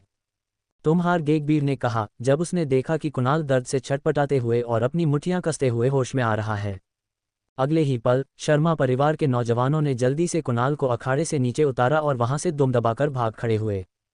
क्या उन्हें नहीं लगता था कि उन्होंने अपनी बेइज्जती करवाने में कोई कसर नहीं छोड़ी थी? ठीक उसी वक्त अरीना के नीचे खड़ी लड़कियों का झुंड खुशी और रोमांच से चीखने लगा। कबीर ने अभी अभी कुणाल को सिर्फ एक मुक्के में धूल चटा दी थी। उसका वह अंदाज इतना बेखौफ और शानदार था कि उसने उन लड़कियों का दिल पूरी तरह से जीत लिया था। और तो और, कबीर न सिर्फ एक बेहद सम्मानित अल्केमिस्ट था, बल्कि उसकी मार्शल आर्ट्स की ताकत भी बेजोड़ थी। ऊपर से कबीर इतना रूपवान भी था कि इन लड़कियों का उस पर लट्टू होना कोई हैरानी की बात नहीं थी। हाँ, मैं भी सोच रहा था कि यहाँ इतनी शेखी कौन बघार रहा है। पता चला ये तो सिर्फ मेरा हारा हुआ दुश्मन है। उसी पल अखाड़े के नीचे से एक बेहद सर्द और कुटिल हंसी गूंज उठी। उस ठंडी हंसी की आवाज़ सुनकर सबने मुड़कर देखा। उनकी नज़रों के सामने भूरे रंग का लबादा पहने 3 नौजवान खड़े थे। उनके बीच खड़ा लड़का लगभग 14 साल का था। उसका चेहरा दिखने में बहुत साधारण था, लेकिन उसकी आंखों में एक अक्खड़पन और बेखौफ घमंड साफ झलक रहा था। वह सिंघानिया परिवार का समर था, जिसे कबीर का सबसे बड़ा और जानी दुश्मन माना जा सकता था। हारा हुआ दुश्मन, कबीर भला उससे कब हारा था? जहां तक साधना और ताकत की बात थी, कबीर को अच्छी तरह याद था कि वह हमेशा उससे एक कदम आगे ही रहा था। वह शायद ट्रू मार्शल सेरेमनी के दौरान हुए ट्रू मार्शल ब्लडलाइन परीक्षण की बात कर रहा था। उस परीक्षण में समर ने 4थे दर्जे की एडवांस ब्लडलाइन हासिल की थी, जबकि कबीर के पास सिर्फ जुड़वा ट्रू मार्शल ब्लडलाइन ही निकली थी, जिनमें से एक दूसरे दर्जे की low level white sheep true martial bloodline थी और दूसरी दूसरे दर्जे की low level black snake true martial bloodline थी। इसलिए इन दोनों ब्लडलाइंस को मिलाकर 4थे दर्जे की इंटरमीडिएट ट्रू मार्शल ब्लडलाइन माना गया था। समर को इस बात की जरा भी भनक नहीं थी कि कबीर की ट्रू मार्शल ब्लडलाइन के अंदर एक दूसरी छिपी हुई ब्लडलाइन भी मौजूद थी, एंशिएंट डेमन ड्रैगन ब्लडलाइन, जो एक डिवाइन रैंक की बेहद दुर्लभ ब्लडलाइन थी। कबीर के लिए उसके साथ इस तरह की जुबानी बहस में पड़ना समय की बर्बादी के अलावा कुछ नहीं था। कबीर, सिर्फ आधा महीना ही बीता है और तुम्हारे सिर पर घमंड सवार हो गया है। सच कहूं तो मुझे ये देखकर बहुत गुस्सा आ रहा है। समर अखाड़े की तरफ बढ़ते हुए बोला। वह इस बात से बुरी तरह जल रहा था कि कबीर अचानक एक सम्मानित अल्केमिस्ट कैसे बन गया और सिल्वर मून टाउन की सबसे खूबसूरत लड़की नंदिनी के साथ उसकी इतनी नज़दीकियां कैसे बढ़ गईं। उसका खून खौलना लाजिमी था। वह गुस्से से पागल हो रहा था कि उसके सबसे बड़े दुश्मन ने उसे हर चीज़ में पीछे छोड़ दिया था। कबीर, मैं तुम्हें आमने सामने की लड़ाई के लिए चुनौती देता हूँ। समर ने कबीर की नाक की सीध में उंगली उठाते हुए ऐलान किया। मेरे साथ आमने सामने की लड़ाई? कबीर ने होठों पर एक तीखी मुस्कान लाते हुए कहा। समर के चेहरे का कुटिल भाव और भी गहरा हो गया। उसके अंदर की दुश्मनी अब उसके चेहरे पर साफ साफ देखी जा सकती थी। बिल्कुल, क्या तुम में इस चुनौती को कबूल करने की हिम्मत है? समर ने घमंड भरे लहजे में पूछा। भला इसमें डरने वाली क्या बात है? कबीर ने शांत स्वर में जवाब दिया। समर जोर जोर से हंसने लगा। हाँ, मैं तुम्हारे मुंह से यही सुनना चाहता था। अगर तुम हार गए तो तुम्हें सबके सामने चीखकर यह कहना होगा, नंदिनी सिर्फ समर की है और मैं अब कभी यंग मास्टर समर की लड़की पर नजर डालने की जुर्रत नहीं करूंगा। ये सुनते ही कबीर ने तंज कसते हुए पूछा, और अगर तुम हार गए तो? समर ने ठंडी सांस भरते हुए कहा, मैं तुम्हारे जैसे हारे हुए इंसान से कभी नहीं हारूंगा। पर अगर मैं हार गया तो मैं सबके सामने चिल्लाकर कहूंगा, नंदिनी सिर्फ तुम्हारी है और मैं कभी तुम्हारे बीच नहीं आऊंगा। मुझे मंजूर है। कबीर ने ये शर्त मान ली। ऐसा नहीं था कि वह ये सब सिर्फ नंदिनी के लिए कर रहा था, बल्कि वह बस समर का घमंड तोड़ना चाहता था। समर हमेशा से ही बहुत आक्रामक था और तो और उसके पिता भी हमेशा दूसरों को नीचा दिखाने का कोई मौका नहीं छोड़ते थे। इस बार कबीर ने तय कर लिया था कि वह समर को ऐसी धूल चटाएगा कि उसका सारा घमंड हमेशा के लिए चकनाचूर हो जाएगा। समर कुटिलता से मुस्कुराया। कबीर, चूंकि अभी अभी कुणाल के साथ हुई उस भारी लड़ाई में तुम्हारी काफ़ी ऊर्जा खर्च हो चुकी है, तो अगर मैं तुमसे अभी लड़ा तो लोग यही कहेंगे कि मैंने धोखे से जीत हासिल की है। तुम भी अपनी हार को पचा नहीं पाओगे। इसलिए मैं तुम्हें आराम करने के लिए एक दिन का समय देता हूँ। एक दिन बाद, 1 घंटे बाद, सिल्वर मून टाउन का सिंघानिया परिवार। सिंघानिया परिवार के मुख्य हॉल में 2 लोग खड़े थे, एक अधेड़ उम्र का आदमी और एक 14 साल का लड़का। वे विक्रम और उसका बेटा समर थे। पिताजी, आपने मुझे किस लिए बुलाया? समर ने थोड़ा सम्मान के साथ सिर झुकाते हुए पूछा।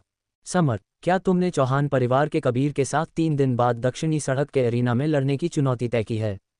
विक्रम ने पूछा। ये सुनकर समर ने सिर हिलाया और कहा, हाँ, मैंने अपनी मर्जी से यह कदम उठाया था। कृपया मुझे सजा दें पिताजी। विक्रम जोर से हंसा। समर, तुम्हारे पिता तुम्हें सजा कैसे दे सकते हैं? मैं तो तुम्हारी तारीफ करूंगा। तुमने बहुत अच्छा किया। चौहान परिवार के उन छोकरों को सबक सिखाने का समय आ गया है। समर को कुछ समझ नहीं आया। कबीर से लड़ने की उसकी इच्छा सिर्फ एक लड़की की वजह से थी। पिताजी, आप इतनी खुशी से क्यों मुस्कुरा रहे हैं? समर ने पूछा। विक्रम ने एक सर्द आवाज में कहा, समर, चौहान परिवार का वह छोकरा कुछ दिन पहले सिल्वर मून टाउन का पहला अल्केमिस्ट बन गया है, जिसकी हजारों लोग तारीफ कर रहे हैं। उसे रोक पाना नामुमकिन लग रहा है। चौहान परिवार का तीसरा मास्टर दिग्विजय भी सिल्वर मून टाउन में एक बेहद सम्मानित व्यक्ति बन गया है। ये सब चौहान परिवार के उस छोकरे की बदौलत है, जिसके हाथ अचानक कोई तुक्का लग गया और वह इंपीरियल हॉट पिल बनाने में कामयाब हो गया। यहाँ पहुंचकर विक्रम पल भर के लिए रुका, थूक गटका और आगे बोला, अब दिग्विजय और उसका बेटा इसी के भरोसे आगे बढ़ना चाहते हैं, लेकिन उनका ये दबदबा ज्यादा दिन नहीं टिकेगा। समर को अपने पिता की बात समझ आती दिख रही थी। उसने अचानक उठते हुए कहा, क्या इसीलिए पिताजी ने मेरी तारीफ की? समर, अगर तुम एक आमने सामने की लड़ाई में चौहान परिवार के उस छोकरे को हरा देते हो तो तुम्हारा रुतबा आसमान छूने लगेगा। उस छोकरे को धूल चटाने के बाद क्या तुम्हें अब भी लगता है कि तुम कश्यप परिवार की उस छोटी लड़की का दिल नहीं जीत पाओगे? पिताजी, आप बिल्कुल सही कह रहे हैं। जब मैं उस कमीने कबीर को हरा दूंगा तो मैं सिल्वर मून टाउन का नंबर 1 जीनियस बन जाऊंगा। उस वक्त कश्यप परिवार भी मेरा सम्मान करेगा और मेरी शादी नंदिनी से करवा देगा। हाहास्मर की यह सोच बहुत ख्याली थी, लेकिन हकीकत बहुत कड़वी थी। समर, तुम्हारे पिता ने तुम्हारे लिए 2 इंपीरियल पिल खरीदने में अपनी पूरी दौलत लगा दी है। तुम्हारी साधना भी अब इंपीरियल क्षेत्र के दूसरे स्तर पर पहुंच चुकी है। उस चौहान परिवार के छोकरे को आमने सामने की लड़ाई में हराना तुम्हारे लिए कोई बड़ी बात नहीं होनी चाहिए, है ना? विक्रम ने पूछा। समर ने पूरे आत्मविश्वास के साथ कहा, पिताजी, आप चिंता मत कीजिए। मुझे पूरा यकीन है कि मैं कल उस कमीने कबीर को आसानी से धूल चटा दूंगा। उसी समय सिल्वर मून टाउन, चौहान परिवार की हवेली। एक खूबसूरत नौजवान लड़की हवेली के हॉल से गुजरी और दिग्विजय को देखकर पूरी विनम्रता से बोली, नमस्ते अंकल। अरे नंदिनी, आज भी तुम्हारे पास फुर्सत है? दिग्विजय ने मुस्कुराते हुए पूछा। नंदिनी ने सिर हिलाया। हाँ, कबीर कहाँ है? दिग्विजय ने कहा, कबीर मुख्य हॉल के पीछे हवेली के बगीचे में अपनी मार्शल आर्ट का अभ्यास कर रहा होगा। जाओ, जाकर उससे मिल लो। शुक्रिया अंकल, मैं अभी जाती हूँ। नंदिनी खुशी से मुस्कुराए और चौहान परिवार की हवेली की ओर मुड़ गई। नंदिनी पिछले कुछ दिनों से चौहान परिवार में आ रही थी और वह इस जगह से पूरी तरह वाकिफ हो चुकी थी। इसके अलावा दिग्विजय ने परिवार के लोगों को खास हिदायत दी थी कि नंदिनी किसी भी समय चौहान परिवार में आ सकती है। दिग्विजय ने एक गहरी सांस ली और खुद ही मुस्कुराते हुए बुदबुदाया, ये छोटी लड़की कितनी चुलबुली और प्यारी है। खूबसूरत, विनम्र, समझदार और दिल जीत लेने वाली। अगर कबीर की शादी इससे हो जाए तो उसकी माँ की आत्मा को सच में शांति मिलेगी। दिग्विजय निश्चित रूप से यही चाहता था कि उसके बेटे को ऐसी ही एक आदर्श पत्नी मिले। कबीर, तुम इस मौके का फायदा उठा पाते हो या नहीं, ये पूरी तरह तुम पर निर्भर करता है। दिग्विजय ने एक सांस छोड़ी और हवेली से निकल गया। इन दिनों उसे हवेली के कई कामों को संभालना था, इसलिए वह कबीर के लिए बिल्कुल भी समय नहीं निकाल पा रहा था। वह ये भी जानता था कि उसका बेटा अब बड़ा हो गया है और 15 दिन बाद फायर क्लाउड सेक्ट की परीक्षा में हिस्सा लेने के लिए घर से निकल जाएगा। नन्हे बाजों को एक न एक दिन खुले आसमान में उड़ान भरनी ही पड़ती है। अगर वे गिरने और मरने से डरेंगे तो वे हमेशा के लिए सिर्फ डरपोक बनकर रह जाएंगे। हवेली के बगीचे में क्रैक। कबीर ने थंडर बर्स्ट फिस्ट के 3 प्रहारों का लगातार दर्जनों बार अभ्यास किया और अब वह उन्हें बड़ी आसानी से अंजाम दे सकता था। इससे भी ज्यादा चौंकाने वाली बात यह थी कि कबीर ने पहले ही थंडर बर्स्ट फिस्ट के पहले प्रहार को एक उच्च स्तर तक साध लिया था और उसकी शक्ति को किसी भी कीमत पर कम नहीं आंका जा सकता था। कबीर के आकर्षक चेहरे से पसीना बह रहा था और धीरे धीरे जमीन पर टपक रहा था।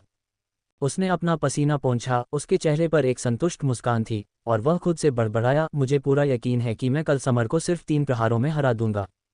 कबीर के पास आत्मविश्वास और क्षमता दोनों थे। कबीर। उसी समय नंदिनी हल्के कदमों से चलती हुई कबीर के पास आ गई। तुम यहाँ कैसे? क्या कोई खास बात है? कबीर ने थोड़ी हैरानी से पूछा। ये सुनकर नंदिनी ने अपना मुंह फुलाया और पूछा, क्या इसका मतलब यह है कि अगर कोई काम न हो तो मैं तुमसे मिलने नहीं आ सकती? उसके इस उदास चेहरे को देखकर कबीर ने फीकी मुस्कान के साथ कहा, बिल्कुल नहीं, मेरा वह मतलब नहीं था। नंदिनी का चेहरा खिल उठा और उसने एक प्यारी सी मुस्कान के साथ कहा, मैं तो बस मजाक कर रही थी। मैं आज एहसान चुकाने आई हूँ। कुछ दिन पहले तुमने मुझे 3 इंपीरियल हॉट पिल दी थी, इसलिए आज मैं भी तुम्हें एक तोहफा देना चाहती हूँ। ये कहने के बाद नंदिनी बहुत प्यारी लग रही थी। उसने मार्शल आर्ट का एक स्क्रॉल निकाला, उसे दोनों हाथों में पकड़ा और कबीर की ओर बढ़ा दिया। कबीर ने स्वाभाविक रूप से उस मार्शल आर्ट स्क्रॉल को ले लिया, लेकिन जैसे ही उसने उस तकनीक का नाम पढ़ा, उसके चेहरे पर गहरी हैरानी छा गई। Dragon trace step. यह एक top grade yellow rank martial art थी। नंदिनी ने सच में कबीर को इतना कीमती तोहफा दिया था। इस मार्शल आर्ट तकनीक की कीमत उन 3 इंपीरियल हॉट पिल्स से कई गुना ज्यादा थी। नंदिनी ने सिर हिलाते हुए कहा, यह गति पर आधारित मार्शल आर्ट तकनीक का एक स्क्रॉल है। मुझे पता है कि तुम्हारी ट्रू मार्शल ब्लडलाइन एक ट्विन ट्रू मार्शल ब्लडलाइन है। उस ट्रू मार्शल ब्लडलाइन का एक हिस्सा गति की प्रतिभा है। मेरे लिए इस गति आधारित तकनीक का अभ्यास करना बहुत मुश्किल है, लेकिन तुम्हारी बात अलग है। मार्शल आर्ट तकनीकें स्वाभाविक रूप से 9 तत्वों में बंटी हुई थीं: धातु, लकड़ी, पानी, आग, धरती, हवा, बिजली, प्रकाश और अंधकार। गति हवा के तत्व से जुड़ी थी, जिसका मतलब था कि यह ड्रैगन ट्रेस सटेप एक विंड टाइप मार्शल आर्ट तकनीक थी। कबीर ने उस मार्शल आर्ट तकनीक के विवरण को देखा। माइनर अचीवमेंट स्तर तक साधने पर नई ऊंचाइयों तक उड़ान भरी जा सकती है। मेजर अचीवमेंट स्तर तक साधने पर चांद के साथ यात्रा की जा सकती है। और परफेक्शन स्तर तक साधने पर ड्रैगन ट्रेस सटेप की पूरी शक्ति का इस्तेमाल किया जा सकता है। ये सुनने में बहुत शक्तिशाली लग रहा था, लेकिन इसका अभ्यास करना बेहद मुश्किल था। अगर कबीर इसे माइनर अचीवमेंट स्तर तक भी साध लेता तो वह हवा की गति के साथ आसानी से तीरों की बौछार से भी बच सकता था। ये सच में एक बेहद शानदार मार्शल आर्ट तकनीक थी, लेकिन ये केवल उन मार्शल आर्टिस्ट्स के लिए सही थी जिनके पास गति की प्रतिभा थी। उदाहरण के लिए खुद कबीर। कबीर, क्या तुम मेरे तोहफे से खुश हो? नंदिनी ने हल्की सी मुस्कान के साथ पूछा। बहुत खुश हूं, कबीर ने मुस्कुराते हुए कहा। फिर कबीर ने मुस्कुराते हुए पूछा, क्या तुम कल फिर मेरे घर आ सकती हो? नंदिनी ने पहले कभी कबीर को अपनी तरफ से आमंत्रित करते हुए नहीं देखा था।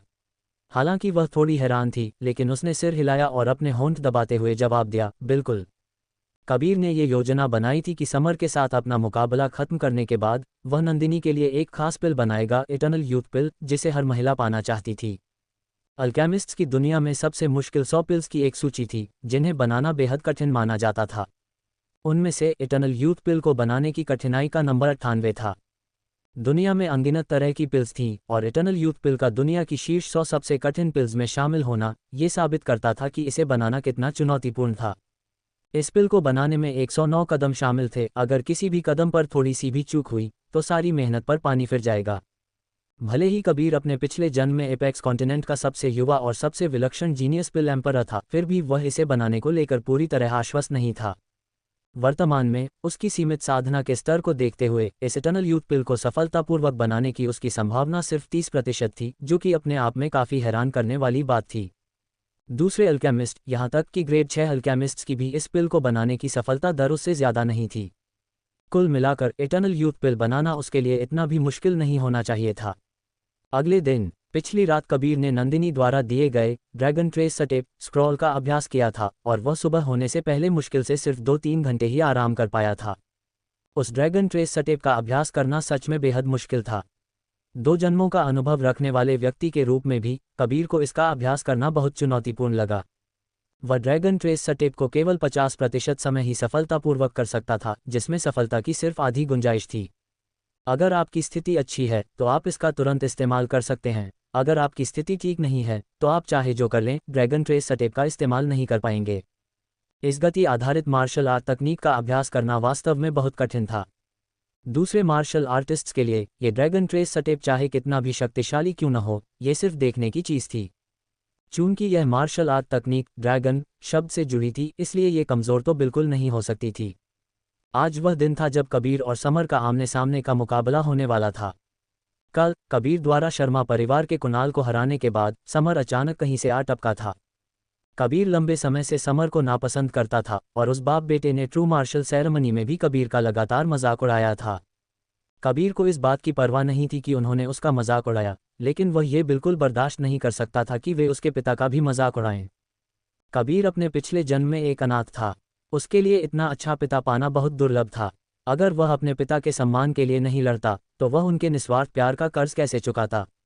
वह दिग्विजय को एक शानदार जिंदगी देगा, उसे सिल्वर मून टाउन में सबसे ऊंचा पद दिलाएगा और पूरे चौहान परिवार को अपने दम पर ऊंचाइयों तक ले जाएगा। इसी समय साउथ स्ट्रीट के फाइटिंग स्टेज पर। हेलो दोस्तों, आज वह दिन है जब मैं और कबीर मौत की लड़ाई लड़ेंगे। आप लोगों की तालियां कहाँ हैं? फाइटिंग स्टेज पर समर ने एक सर्द और कुटिल मुस्कान के साथ अपने हाथ उठाए और सभी को अपने लिए जयकार करने का इशारा किया। आज मुकाबला देखने आए युवा मार्शल आर्टिस्ट्स की संख्या कबीर और कुणाल के मुकाबले को देखने आए लोगों की तुलना में 4-5 गुना ज्यादा थी। जैसा कि सभी जानते थे, कबीर और समर जानी दुश्मन थे और यह भी सबको पता था कि उनके पिता दशकों से एक दूसरे के कट्टर दुश्मन रहे हैं। ये मुकाबला न केवल कबीर और समर के व्यक्तिगत सम्मान का प्रतीक था, बल्कि पूरे परिवार के सम्मान से भी जुड़ा था। समर भाई, हम हमेशा आपका समर्थन करेंगे। आप सिल्वर मून टाउन के सबसे शक्तिशाली नौजवान हैं। जब कबीर यहाँ आएगा तो आप उसे अच्छा सबक सिखाना। हाँ समर भाई, हमारे सिंघानिया परिवार को आप पर गर्व है। आप हमारे परिवार की शान हैं। आप सिल्वर मून टाउन के युवा जीनियस हैं। सिंघानिया परिवार के लोग चापलूसी करने में शर्मा परिवार से कहीं आगे थे, लेकिन शक्ति कोई ऐसी चीज़ नहीं थी जिसे चापलूसी से हासिल किया जा सके। यह असली कड़ी मेहनत से कमाए गए कौशल से मिलती है। फाइटिंग स्टेज के नीचे लोगों के एक समूह ने सट्टा लगाना शुरू कर दिया। समर की जीत पर सट्टा लगाओ, तुम्हें 1 के बदले 5 गुना पैसा मिलेगा। कबीर की जीत पर सट्टा लगाओ, भाव 1 के बदले 10 का है। हर कोई सट्टा लगाने के लिए दौड़ पड़ा और भले ही समर की जीत पर मिलने वाला मुनाफा बहुत कम था, फिर भी ज़्यादातर मार्शल आर्टिस्ट्स ने उसी की जीत पर दांव लगाया। जैसा कि सभी जानते थे कि समर की साधना का स्तर इंपीरियल क्षेत्र के दूसरे स्तर पर था, जबकि कबीर की साधना का स्तर इंपीरियल क्षेत्र के केवल पहले स्तर पर था। इसके अलावा समर की प्रतिभा कबीर से बेहतर थी और उसकी ताकत भी कबीर से कहीं ज्यादा थी। इसीलिए सट्टेबाजों ने इस मुकाबले में समर की जीत का भाव बहुत कम रखा था। तभी एक गोल-मटोल लड़का सट्टेबाजी वाले इलाके में दौड़ता हुआ आया और चिल्लाया, मैं अपने कबीर भाई की जीत पर दांव लगा रहा हूँ। ये गोल-मटोल लड़का चिराग था, जो कबीर का चचेरा भाई था। उसने सुना था कि कबीर और समर के बीच आमने सामने का मुकाबला होने वाला है, इसलिए वह सुबह सुबह ही इस मजे में शामिल होने के लिए दौड़ पड़ा। अरे ओ मोटू, तू कितने का सट्टा लगा रहा है? कबीर की जीत पर दांव लगाने का भाव अभी 1 के बदले 10 का है। हे, तू अपनी सारी जमा पूंजी क्यों नहीं लगा देता? सट्टा लगाने वाला ये युवक वर्मा परिवार का था, जो सिल्वर मून टाउन के 5 प्रमुख परिवारों में से एक था। चिराग ने नाक सिकोड़ते हुए कहा, मेरे पास ज्यादा पैसे नहीं हैं, मेरे पास सिर्फ 300 चांदी के सिक्कों से कुछ ज्यादा ही रकम है, इसलिए मैं ये सब कबीर भाई की जीत पर लगा रहा हूँ। अपना दांव लगाने के बाद चिराग ने फाइटिंग स्टेज की ओर देखा और समर से कहा, समर, मेरे कबीर भाई तुमसे कहीं ज्यादा शक्तिशाली हैं। तुम्हारे पास उन्हें हराने का कोई मौका नहीं है। अरे ओ मोटू, इतना घमंड अगर तुझ में हिम्मत है तो यहाँ ऊपर आ और मुझसे आमने सामने की लड़ाई लड़। आज जास्मर ने चिराग पर ताना मारते हुए कहा। चिराग ने जवाब दिया, मैं इस साल सिर्फ 13 साल का हूँ और तुम लगभग 15 साल के हो। क्या तुम्हें उस इंसान से लड़ते हुए शर्म नहीं आएगी जिसने अभी तक अपनी उम्र का कोई बड़ा मुकाम भी पार नहीं किया है? अपनी बात खत्म करने के बाद चिराग ने अपनी जीभ बाहर निकाली, अपने ही कूल्हों को थपथपाया और बेशर्म होने के लिए समर का मजाक उड़ाया। तो समर गुस्से में गालियां देना चाहता था, लेकिन उसे समझ नहीं आया कि वह कहां से शुरू करे। चिराग की बात बिल्कुल सच थी, इसलिए अगर समर ने चिराग को मुकाबले के लिए चुनौती दी तो भले ही वह जीत जाए, लोग यही कहेंगे कि उसकी जीत अनुचित थी। लोग यहाँ तक कहेंगे कि वह एक ऐसे मार्शल आर्टिस्ट को परेशान करने के लिए घटिया इंसान है जो अभी पूरी तरह जवान भी नहीं हुआ है, जो उसके परिवार के लिए एक कलंक होगा। ठीक है छोटे मोटू, तेरी जीत हुई। जब तेरा वह कबीर भाई यहाँ आएगा तो मैं उस घमंडी कबीर को अच्छा सबक सिखाऊंगा। हाहास्मर का घमंड लगातार बढ़ता जा रहा था और उसकी हंसी और भी ज्यादा बेलगाम हो गई थी। कबीर आ गया। सभी ने साउथ स्ट्रीट की सड़क की ओर मुड़कर देखा और कबीर को पूरे आत्मविश्वास के साथ स्टेज की ओर आते देखा। जब समर ने कबीर को आते देखा तो उसने एक कुटिल मुस्कान के साथ कहा, कबीर, तेरी किस्मत में जिंदगी भर मुझसे हारना ही लिखा है। और हाँ, एक और बात, नंदिनी सिर्फ मेरी है। हा हा हा। मुकाबले से ठीक पहले समर ने कबीर को उकसाने की कोशिश की, इस उम्मीद में कि कबीर अपना मानसिक संतुलन खो बैठेगा और वह उसे एक ही प्रहार में आसानी से धूल चटा देगा। कबीर ने पलकें झपकाईं और तंज कसते हुए कहा, इस बारे में तो बात ही मत कर कि मैं इस जन्म में तुझसे हारूंगा या नहीं, लेकिन एक बात पक्की है, नंदिनी सिर्फ एक अल्केमिस्ट से ही शादी करेगी। तू तो किसी अल्केमिस्ट का चेला भी नहीं लगता, क्या तुझे लगता है कि वह तुझसे शादी करेगी? लेकिन मैं सिल्वर मून टाउन का सबसे पहला अल्केमिस्ट हूँ। कमीने, अब मेरे सब्र का बांध टूट चुका है। अगर मैंने आज तेरी हड्डियां नहीं तोड़ी तो मेरा नाम बदल देना। कबीर की बात सुनते ही समर आग बबूला हो गया और वह कबीर को तुरंत ही पीट पीट कर अधमरा कर देना चाहता था। समर का शरीर क्रोध से कांप उठा, वह जोर से चिल्लाया और सीधे कबीर की तरफ टूट पड़ा। Overlord stone palm. समर ने तुरंत येलो रैंक की एक मीडियम ग्रेड मार्शल आर्ट तकनीक का इस्तेमाल कर दिया। तभी एक बेहद खूबसूरत नौजवान लड़की साउथ स्ट्रीट के फाइटिंग स्टेज की ओर आती दिखी। नंदिनी आ गई। कितनी खूबसूरत है। फाइटिंग स्टेज के नीचे सभी का ध्यान तुरंत नंदिनी की खूबसूरती की ओर खींच गया। मैंने कभी नहीं सोचा था कि हमारा समर भाई इतना आकर्षक है। यहाँ तक कि सिल्वर मून टाउन की सबसे खूबसूरत लड़की नंदिनी भी समर भाई का हौसला बढ़ाने आई है। समर भाई सबसे ताकतवर है, उस कमीने कबीर को धूल चटा दो। सिंघानिया परिवार के नौजवान फिर से उसकी तारीफ करने लगे। जब नंदिनी साउथ स्ट्रीट के स्टेज पर पहुंची तो वह वहां समर को देखने नहीं बल्कि कबीर को देखने आई थी। जब फाइटिंग स्टेज पर खड़े समर ने नंदिनी को देखा कि वह कबीर के साथ उसका मुकाबला देख रही है तो उसने कबीर पर एक सर्द नज़र डाली और घमंड से कहा, कबीर, ये यंग मास्टर तुझे सिर्फ 2 प्रहारों में धूल चटा देगा। समर नंदिनी के सामने अपनी ताकत का दिखावा करना चाहता था ताकि नंदिनी को लगे कि वह एक असाधारण क्षमता वाला इंसान है। मुझे 2 प्रहारों में हराएगा, कबीर ने उपहास करते हुए कहा। वह देखना चाहता था कि नंदिनी के सामने समर के बड़े बड़े बोल कैसे पूरी तरह मिट्टी में मिल जाते हैं। नंदिनी की नज़रें कबीर पर ही टिकी हुई थीं और पल भर के लिए भी उससे नहीं हटीं। लानत है, तुझसे निपटना तो मेरे बाएं हाथ का खेल है। मैं तुझे अपने एक ही प्रहार से अपनी जान बचाने के लिए भागने पर मजबूर कर सकता हूँ। समर ने अपना मुंह जोर से खोला और या चिल्लाते हुए कबीर पर मुक्कों की बरसात कर दी। Storm fist. अचानक समर के हाथ से ट्रू एनर्जी का एक बवंडर फूटा। ट्रू एनर्जी ने एक प्रचंड तूफान का रूप ले लिया जो सीधा कबीर की ओर बढ़ रहा था। इस तूफान की गति एक ही सांस में 12 कदम पार करने जितनी तेज थी। इंपीरियल क्षेत्र के पहले स्तर के मार्शल आर्टिस्ट के पास इस स्टॉर्म फिस्ट से बचने का कोई तरीका नहीं था। इसके अलावा इस तूफान से पैदा होने वाली शक्ति 2 सांडों की ताकत के बराबर थी, जो 1000 पाउंड के भारी भरकम पत्थर को भी उड़ाने के लिए काफ़ी थी। हा, यह मेरी सबसे शक्तिशाली मार्शल आर्ट तकनीक है। इंपीरियल क्षेत्र के तीसरे स्तर की ताकत, मुझे कोई नहीं रोक सकता। समर जीत के गुरूर में जोर से हंसा, क्योंकि वह नंदिनी के सामने अपनी ताकत का तमाशा दिखाने ही वाला था। दुर्भाग्य से कबीर ने वैसा बिल्कुल नहीं किया जैसा वह चाहता था। Dragon trace step. वूश। जैसे ही वह तूफान कबीर की ओर बढ़ा, कबीर बिजली की गति से खिसका और बड़ी आसानी से उससे बच निकला। ये कैसे मुमकिन है? समर की आंखें फटी की फटी रह गईं। वह कल्पना भी कैसे कर सकता था कि कबीर की गति अभी अभी एक सांस में 13 कदम पार कर चुकी थी। ये गति इतनी तेज थी जिसे केवल इंपीरियल क्षेत्र के तीसरे स्तर की साधना वाला मार्शल आर्टिस्ट ही हासिल कर सकता था। फाइटिंग स्टेज के नीचे नंदिनी के चेहरे पर एक खुशी भरी मुस्कान छा गई। वह कबीर की ओर बेहद हैरानी से देख रही थी। कबीर की पीछे हत्ती आकृति को देखते हुए नंदिनी खुद से बड़बड़ाई, सिर्फ एक ही दिन में कबीर ने पहले ही ड्रैगन ट्रेस स्टेप को पूरी तरह साध लिया है। वह अच्छी तरह जानती थी कि ड्रैगन ट्रेस स्टेप का अभ्यास करना कितना मुश्किल था, ये किसी प्रोफाउंड रैंक की मार्शल आर्ट तकनीक से भी कहीं ज़्यादा कठिन था। लानत है, अगर मैंने आज तेरी हड्डियां नहीं तोड़ी तो मैं सिल्वर मून टाउन में किसी को मुंह दिखाने लायक नहीं रहूंगा। समर गुस्से से पूरी तरह पागल हो चुका था। उसने अभी अभी बड़ी बड़ी डींगें हाँकी थीं, लेकिन नंदिनी के सामने उसकी सारी बातें खोखली साबित हो चुकी थीं। वह आग बबूला कैसे न होता। ये सुनकर फाइटिंग स्टेज के नीचे सिंघानिया परिवार के नौजवानों ने जोर से जयकार की और साथ ही हैरान भी हो गए। क्या इसका मतलब यह है कि समर भाई अब उस प्रहार का इस्तेमाल करने वाले हैं? समर भाई का सबसे घातक प्रहार, वायलेंट टाइगर पाम। हे, अब उस कमीने कबीर को अपने घुटनों पर बैठना ही पड़ेगा। सिंघानिया परिवार के नौजवानों के चेहरों पर दिख रहे उन कुटिल भावों से यह अंदाज़ा लगाना मुश्किल नहीं था कि समर के पास अभी भी एक गुप्त तकनीक थी जिसका उसने अब तक इस्तेमाल नहीं किया था।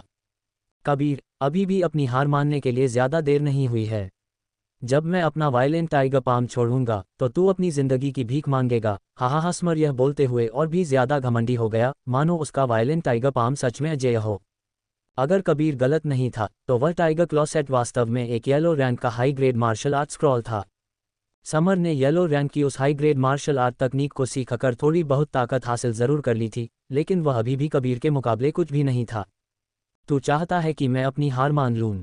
तुझमें तो ऐसा करने की कोई औकात नजर नहीं आती। कबीर ने अपना सिर हिलाया। वह इतना कायर नहीं था कि महज एक मार्शल आर्ट तकनीक का नाम सुनकर डर के मारे पीछे हट जाए। ठीक है, अगर तू सीधी तरह से नहीं मानेगा तो मैं तेरी यह इच्छा भी पूरी कर देता हूं। समर का शरीर जोर से कांपा और उसके शरीर से ट्रू एनर्जी का एक प्रचंड सैलाब फूट पड़ा। Violent tiger palm. समर ने अपनी हथेली को तेजी से आगे बढ़ाया, एक मंत्र बुदबुदाया और अपना वायलेंट टाइगर पाम छोड़ दिया।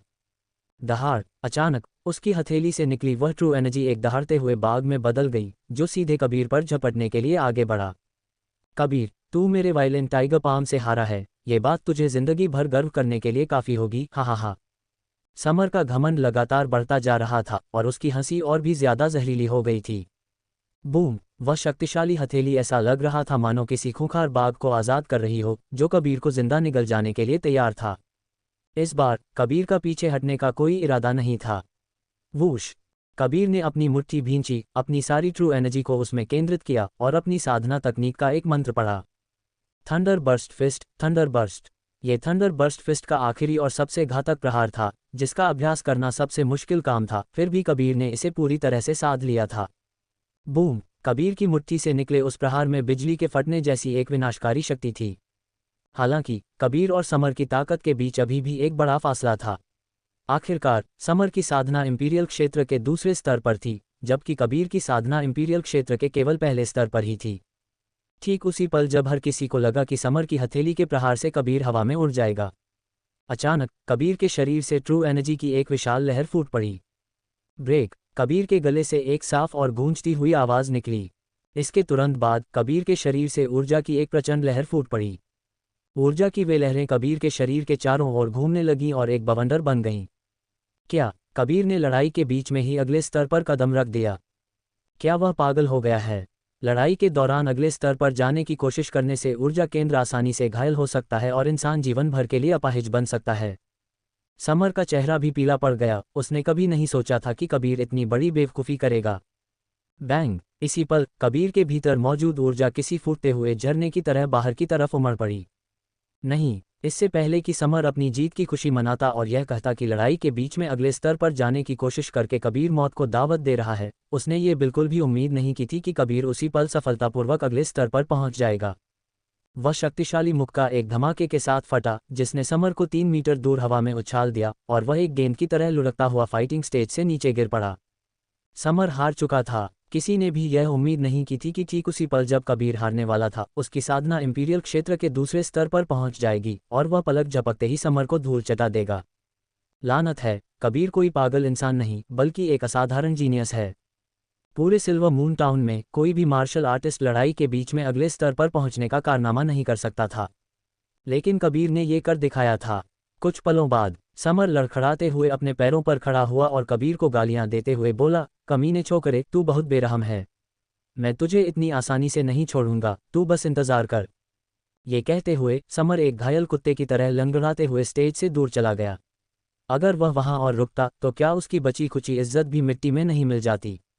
कुछ ही देर बाद नंदिनी ने हल्की सी मुस्कान के साथ कबीर से कहा, कबीर, अभी अभी समर के साथ तुम्हारी लड़ाई ने मुझे सच में हैरान कर दिया है। नंदिनी ने ये बातें दिल से कही थीं क्योंकि उसने कबीर को महज एक ही दिन में ड्रैगन ट्रेस सटेप को साधते हुए देखा था और फिर लड़ाई के बीच में अगले स्तर पर पहुंचते हुए भी देखा था। केवल ये दो बातें ही ऐसी थीं जिनका सिल्वर मून टाउन का कोई भी मार्शल आर्टिस्ट मुकाबला नहीं कर सकता था। कबीर भाई, मैं तो अमीर हो गया। हाँ, चिराग अपने हाथों में चांदी के सिक्कों का ढेर लिए कबीर के पास आया। उसने अपनी सारी दौलत 300 से ज्यादा चांदी के सिक्के कबीर की जीत पर लगा दिए थे और अंत में उसने अपने लगाए गए पैसों से दर्जनों गुना ज्यादा मुनाफा कमाया और 7-8 हज़ार चांदी के सिक्के जीत लिए। कबीर भाई, अब मैं आपको और परेशान नहीं करूंगा। मैं तो अपना मनपसंद भुना हुआ सुअर का मांस खरीदने जा रहा हूं। चिराग ने कबीर और नंदिनी को एक साथ देखा और वह समझदारी दिखाते हुए वहां से चला गया। उनके बीच कबाब में हड्डी बनने से ज्यादा जरूरी उसके लिए अपना पसंदीदा मांस खरीदना था। चिराग वहां से चला गया, लेकिन आसपास खड़े बाकी नौजवान कबीर को जलन, द्वेष और नफरत भरी नजरों से देख रहे थे। ऐसा लग रहा था मानो वे कबीर को प्यार में अपना कोई बड़ा दुश्मन मान रहे हों। सिल्वर मून टाउन की सबसे खूबसूरत लड़की कबीर के इतने करीब थी तो जाहिर सी बात है कि वे सभी जलन की आग में जल रहे थे। कल तुमने मुझे यहाँ बुलाया था, शायद कोई खास पिल बनाने के लिए, है ना? नंदिनी की आंखें चमक उठीं। जब भी कबीर अलकमी के बारे में बात करता था उसकी आंखों में एक अलग ही चमक आ जाती थी। शायद इस दुनिया में उसे जिस चीज़ में सबसे ज्यादा दिलचस्पी थी वह अलकमी ही थी। खुद कबीर को भी इस बात का अंदाज़ा नहीं था कि 500 साल पहले के उस पिल एम्परर का उस लड़की पर इतना गहरा प्रभाव होगा। हाँ, लेकिन पिल बनाने के लिए हमें सबसे पहले ज़रूरी सामग्री खरीदनी होगी, कबीर ने सिर हिलाते हुए कहा। ये सुनकर नंदिनी खुशी से मुस्कुराए और बोली, मेरे परिवार की पिल की दुकान में वे सारी सामग्री और जड़ी बूटियां मौजूद हैं जो पिल बनाने के लिए ज़रूरी होती हैं। उसने विषय बदलते हुए पूछा, वैसे तुम किस तरह की पिल बनाना चाहते हो? इटर्नल यूथ पिल, कबीर ने कहा। जब नंदिनी ने इटर्नल यूथ पिल का नाम सुना तो उसके चेहरे पर कई तरह के उलझे हुए भाव दिखाई दिए। वह अच्छी तरह जानती थी कि इस इटर्नल यूथ पिल को बनाना कितना मुश्किल और यह कितनी अनमोल थी। मुझे पता है, यह इटर्नल यूथ पिल लोगों को हमेशा जवान रख सकती है और उनकी उम्र बढ़ा सकती है, लेकिन यह एक ग्रेड 6 पिल है और इसे बनाने के लिए 100 से ज़्यादा कदमों से गुजरना पड़ता है, नंदिनी ने समझाते हुए कहा। असल में इटर्नल यूथ पिल 5 अलग अलग ग्रेड्स में भी आती है, लेकिन उनके असर अलग अलग होते हैं, कबीर ने कहा। नंदिनी ने कबीर की ओर अपनी उत्सुक आंखों से देखा और पूछा, कबीर, मैं पहले से लेकर 5वें ग्रेड की इटर्नल यूथ पिल्स के असर के बारे में जानने के लिए बहुत उत्सुक हूँ। अगर कोई martial artist grade 1 eternal youth pill खाता है तो उसकी जवानी अगले 3 साल तक बरकरार रहेगी और उसकी उम्र भी 3 साल तक बढ़ जाएगी। ग्रेड 2 इटर्नल यूथ पिल उनकी जवानी और उम्र को 9 साल तक बनाए रख सकती है और इसी तरह ग्रेड 6 इटर्नल यूथ पिल तक, जो उन्हें हमेशा के लिए जवान बना सकती है, भले ही अमर न बनाए, लेकिन कम से कम यह उन्हें मृत्यु से बहुत दूर ले जा सकती है। एपेक्स कॉन्टिनेंट में 6ठी ग्रेड की इटर्नल यूथ पिल बनाने में सक्षम अल्केमिस्ट्स की संख्या 10 से भी कम थी और ऐसी पिल बनाने के लिए इस्तेमाल की जाने वाली सामग्री बेहद अनमोल थी और उसे इकट्ठा करना लोहे के चने चबाने जैसा था। हालांकि पहली ग्रेड की इटर्नल यूथ पिल बनाने के लिए ज़रूरी सामग्री को बड़ी मुश्किल से इकट्ठा किया जा सकता था, लेकिन पहली ग्रेड की इटर्नल यूथ पिल बनाने में जिस चीज़ को पाना सबसे मुश्किल था वह एक उत्प्रेरक था, यानी स्पिरिट बीस्ट का क्रिस्टल कोर। एपेक्स कॉन्टिनेंट पर स्पिरिट बीस्ट नाम के प्राचीन जीव रहते थे। उनके शरीर के भीतर एक क्रिस्टलीय ऊर्जा मौजूद होती थी जिसे स्पिरिट बीस्ट क्रिस्टल कोर कहा जाता था। पहली ग्रेड की इटर्नल यूथ पिल बनाने के लिए किसी को साधारण स्पिरिट बीस्ट क्रिस्टल कोर का इस्तेमाल नहीं करना चाहिए, बल्कि पहले स्तर के advance spirit beast crystal core का इस्तेमाल करना चाहिए। इसकी कीमत एक अकेली इंपीरियल पिल से भी कहीं ज्यादा होती थी। खुशकिस्मती से कबीर के पास अपना खुद का एक समाधान था। सिल्वर मून टाउन की एक स्पिरिट बीस्ट की दुकान में लेवल 1 एडवांस स्पिरिट बीस्ट के 3 क्रिस्टल मौजूद थे। ये स्पिरिट बीस्ट की दुकान चौहान परिवार की संपत्ति और संसाधन का एक हिस्सा थी। सिल्वर मून टाउन के 5 प्रमुख परिवारों में से एक होने के नाते चौहान परिवार का इस शहर में एक अच्छा खासा दबदबा और प्रभाव था। अब इटर्नल यूथ पिल बनाने के लिए सामग्री का कोई संकट नहीं था, असली संकट तो इस पिल को सफलतापूर्वक बनाने की संभावना पर टिका था। हर विफलता पर कबीर को 1 लाख चांदी के सिक्कों का नुकसान होगा, जो कि एक बहुत बड़ी रकम थी। कबीर, चलो चलते हैं और इटर्नल यूथ पिल बनाने के लिए ज़रूरी सामग्री एक साथ इकट्ठा करते हैं, नंदिनी ने मुस्कुराते हुए कहा। वह कबीर को अलकमी करते हुए देखने के लिए बेताब थी, और इससे भी बड़ी बात, अलकमी लीडरबोर्ड पर इटर्नल यूथ पिल का स्थान 98वें नंबर पर था, तो जाहिर है कि वह इसे देखने के लिए बेहद उत्सुक थी। नंदिनी को हमेशा से इस बात पर पूरा भरोसा था कि कबीर इटर्नल यूथ पिल बना सकता है। किसी वजह से, हालांकि उसने कभी पिल एम्परर को सामने से नहीं देखा था, लेकिन उसने पिल एम्परर की आत्मकथा को 100 से कम बार नहीं पढ़ा था। उसे कबीर के भीतर उसी पिल एम्परर की छवि नजर आती थी। इसीलिए उसका यह विश्वास था कि कबीर इटर्नल यूथ पिल को हर हाल में बना सकता है। उसका अंतर्ज्ञान बहुत मजबूत था, वह साफ देख सकती थी कि कबीर की झलक उसी पिल एम्परर से मिलती जुलती थी। उन्हें इस बात का जरा सा भी अंदाजा नहीं था कि कबीर कोई और नहीं, बल्कि 500 साल पहले का वही विलक्षण जीनियस पिल एम्परर था। ये सच कि वह कबीर में उस झलक को खोज पाई थी, उस पिल एम्परर के प्रति नंदिनी की गहरी तड़प और उसकी चाहत को साबित करता था। उसी समय सिंघानिया परिवार के घर में 2 नौजवानों की मदद से समर को उसके घर के अंदर लाया गया। समर की नज़र तुरंत अपने पिता विक्रम पर पड़ी। समर, क्या तुम कबीर के साथ अपनी लड़ाई जीत गए या हार गए? विक्रम ने बेचैनी से पूछा। मैंने आपको निराश किया है पिताजी। मैं उस कमीने को हराने ही वाला था, लेकिन लड़ाई के दौरान ही वह अपनी साधना के अगले स्तर पर पहुंच गया और उसने मुझे महज एक ही मुक्के में धूल चटा दी। विक्रम की आंखें गुस्से से लाल हो उठीं। वह जीतने ही वाला था, लेकिन कबीर ने आखिरी पल में अपनी साधना का स्तर बढ़ा लिया और उसे एक ही प्रहार में चित कर दिया। विक्रम ने गहरी सांस छोड़ते हुए अपनी भड़ास निकाली, उसकी आंखों में भी नफरत की आग जल रही थी। समर ने गुस्से से फुफकारते हुए कहा, वह कमीना अब बहुत घमंडी हो गया है, और वह सिल्वर मून टाउन का वही अल्केमिस्ट है जिसकी हर कोई तारीफ करता है। नंदिनी भी उसके इतने करीब जा रही है। मेरे खून में उबाल आ रहा है, मैं उसकी सारी हड्डियां तोड़ देना चाहता हूं। समर, अपनी हिम्मत मत हारो, विक्रम ने उसे तसल्ली दी। ये सुनकर समर ने पूछा, क्या आपके पास कोई दूसरा रास्ता है? विक्रम ने सिर हिलाया और कहा, बिल्कुल। भले ही चौहान परिवार का वह छोकरा सिल्वर मून टाउन में बड़ी कामयाबी का लुत्फ उठा रहा है, लेकिन अंत में वह जवानी में ही मौत के घाट उतार दिया जाएगा। विक्रम यहाँ पल भर के लिए रुका, अपने बेटे के निराश चेहरे की ओर देखा और आगे बोला, समर, फायर क्लाउड सेक्ट में नए शिष्यों की भर्ती होने में सिर्फ 10 दिन बचे हैं। चौहान परिवार का वह छोकरा भी उसमें शामिल होगा। तुम उसे वहीं पर हमेशा के लिए अपाहिज बना देना। पिताजी, अब मैं किसी भी हाल में उस कमीने का मुकाबला नहीं कर सकता, समर ने हताश होकर कहा। समर, तुम चिंता मत करो, तुम्हारे पिता तुम्हारे लिए सब कुछ व्यवस्थित कर देंगे। बचे हुए इन 10 दिनों में तुम्हें बस अपनी साधना पर ध्यान केंद्रित करना चाहिए। जब फायर क्लाउड सेक्ट अपने शिष्यों का चुनाव करेगा, तब तुम्हारे पास चौहान परिवार के उस छोकरे की हड्डियां तोड़ने की पूरी ताकत होगी, विक्रम ने पूरे आत्मविश्वास के साथ कहा। समर ने सिर हिलाया, मैं निश्चित रूप से पिताजी के आदेशों का पालन करूंगा। उस कमीने को अपाहिज बनाने के लिए मैं इन बचे हुए दिनों में जी जान से मेहनत करूंगा। समर सोच रहा था कि अगर वह कबीर को अपाहिज बना देता है, तो नंदिनी को पाने के लिए कोई भी उससे मुकाबला नहीं कर पाएगा। समर की आंखों में एक खूंखार चमक कौंध गई और वह खुद से बड़बड़ाया, कबीर, तू बस इंतजार कर। जिस दिन फायर क्लाउड सेक्ट नए शिष्यों का चुनाव करेगा, मैं यकीनन तेरी सारी हड्डियां तोड़ दूंगा। नंदिनी सिर्फ मेरी है, और तू उसे मुझसे छीनने के बारे में तो सपने में भी सोचना भूल जा। 3 घंटे बाद चौहान परिवार की एक हवेली में कबीर ने धीरे से सांस छोड़ी। 3 घंटे की कड़ी मेहनत के बाद उसने आखिरकार इटर्नल यूथ पिल बनाने के लिए ज़रूरी सारी सामग्री इकट्ठा कर ली थी। अब जो बाकी था वह इटर्नल यूथ पिल बनाने की असली प्रक्रिया थी। कबीर, मैं पूरी तरह तैयार हूँ। नंदिनी कबीर को पलकें झपकाए बिना देख रही थी, और उसने फैसला कर लिया था कि वह हल्कमी के दौरान कबीर से अपनी नज़रें एक पल के लिए भी नहीं हटाएगी। मेरे पास केवल 3 मौके हैं। कबीर ने यहाँ रखी सामग्री की ओर देखा। वह जानता था कि वह सिर्फ 2 बार असफल होने का जोखिम उठा सकता है। हर बार की नाकामी कबीर को 1 लाख चांदी के सिक्कों की सामग्री का नुकसान देगी। इटर्नल यूथ पिल बेहद कीमती थी। केवल एक ग्रेड 1 एडवांस इटर्नल यूथ पिल की कीमत 10 लाख चांदी के सिक्के थी। ये कहा जा सकता था कि पूरे एम्बर कंट्री में यह एक ऐसी पिल थी जिसे हासिल करना लगभग नामुमकिन था। अगर कबीर इसे सफलतापूर्वक बना लेता है, तो वह अपने लगाए गए पैसों से 10 गुना ज़्यादा चांदी कमाएगा। पिल का ग्रेड जितना ऊंचा होगा, उसकी कीमत उतनी ही ज़्यादा होगी। मेरी साधना अभी इंपीरियल क्षेत्र के दूसरे स्तर पर ही है। मेरी ट्रू एनर्जी तुरंत ही कोर पिल फ्लेम को सक्रिय नहीं कर सकती। बाद में, जब हम 18वें, 35वें, 47वें, 54वें, 89वें और 101वें कदम पर पहुंचेंगे, तो कृपया सामग्री को जल्दी से डालने में मेरी मदद करना, कबीर ने कहा। अगर उसकी साधना का स्तर इंपीरियल क्षेत्र के 7वें स्तर पर होता, तो वह इसे अकेले ही पूरा कर लेता।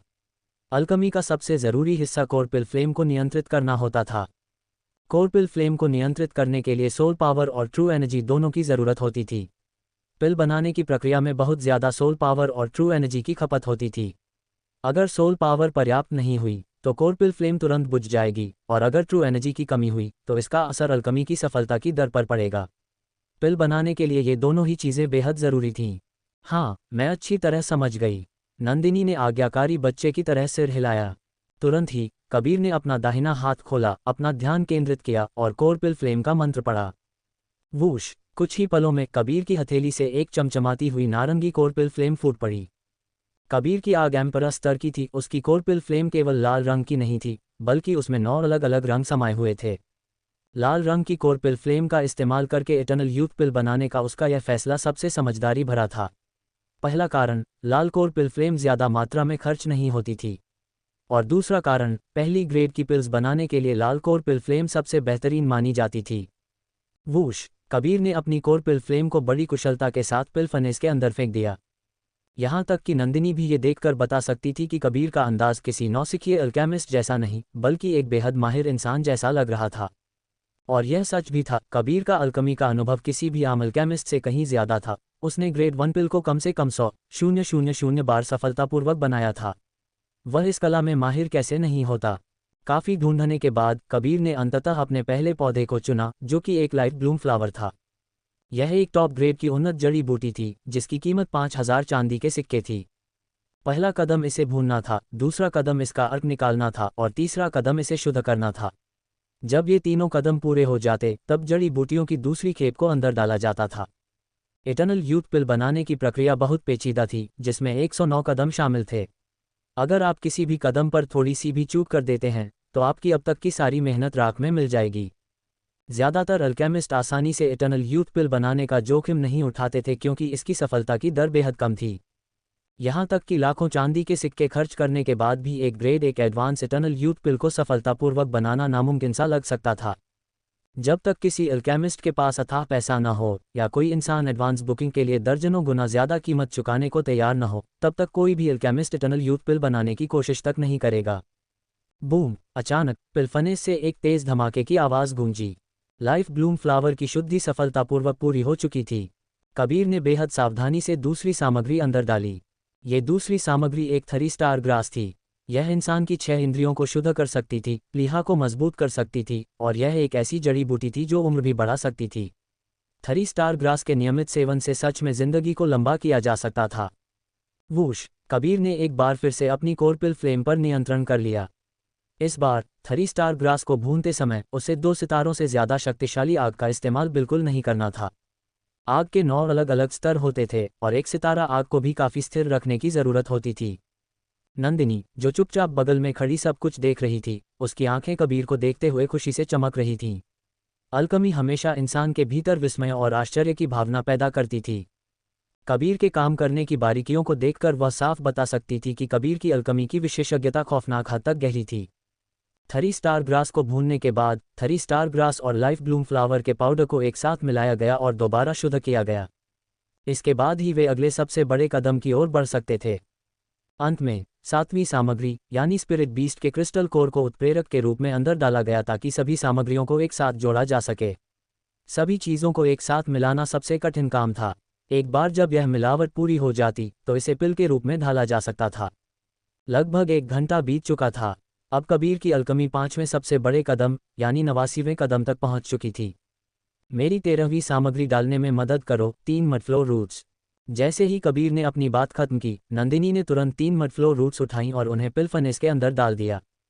कबीर की ट्रू एनर्जी को जल्दी से सक्रिय नहीं किया जा सकता था, इसलिए उसे इस प्रक्रिया में इसी कमी की भरपाई करने की जरूरत थी। इंपीरियल क्षेत्र के दूसरे स्तर की साधना के बावजूद यह अल्कमी उसके लिए एक कड़े संघर्ष जैसी बन गई थी। कबीर की ट्रू एनर्जी लगभग खत्म हो चुकी थी, और अब उसे नाकामी का मुंह देखना पड़ सकता था। 2 जन्मों की सोल के एक साथ जुड़ने की वजह से उसकी सोल पावर किसी भी आम मार्शल आर्टिस्ट से कहीं ज्यादा शक्तिशाली थी।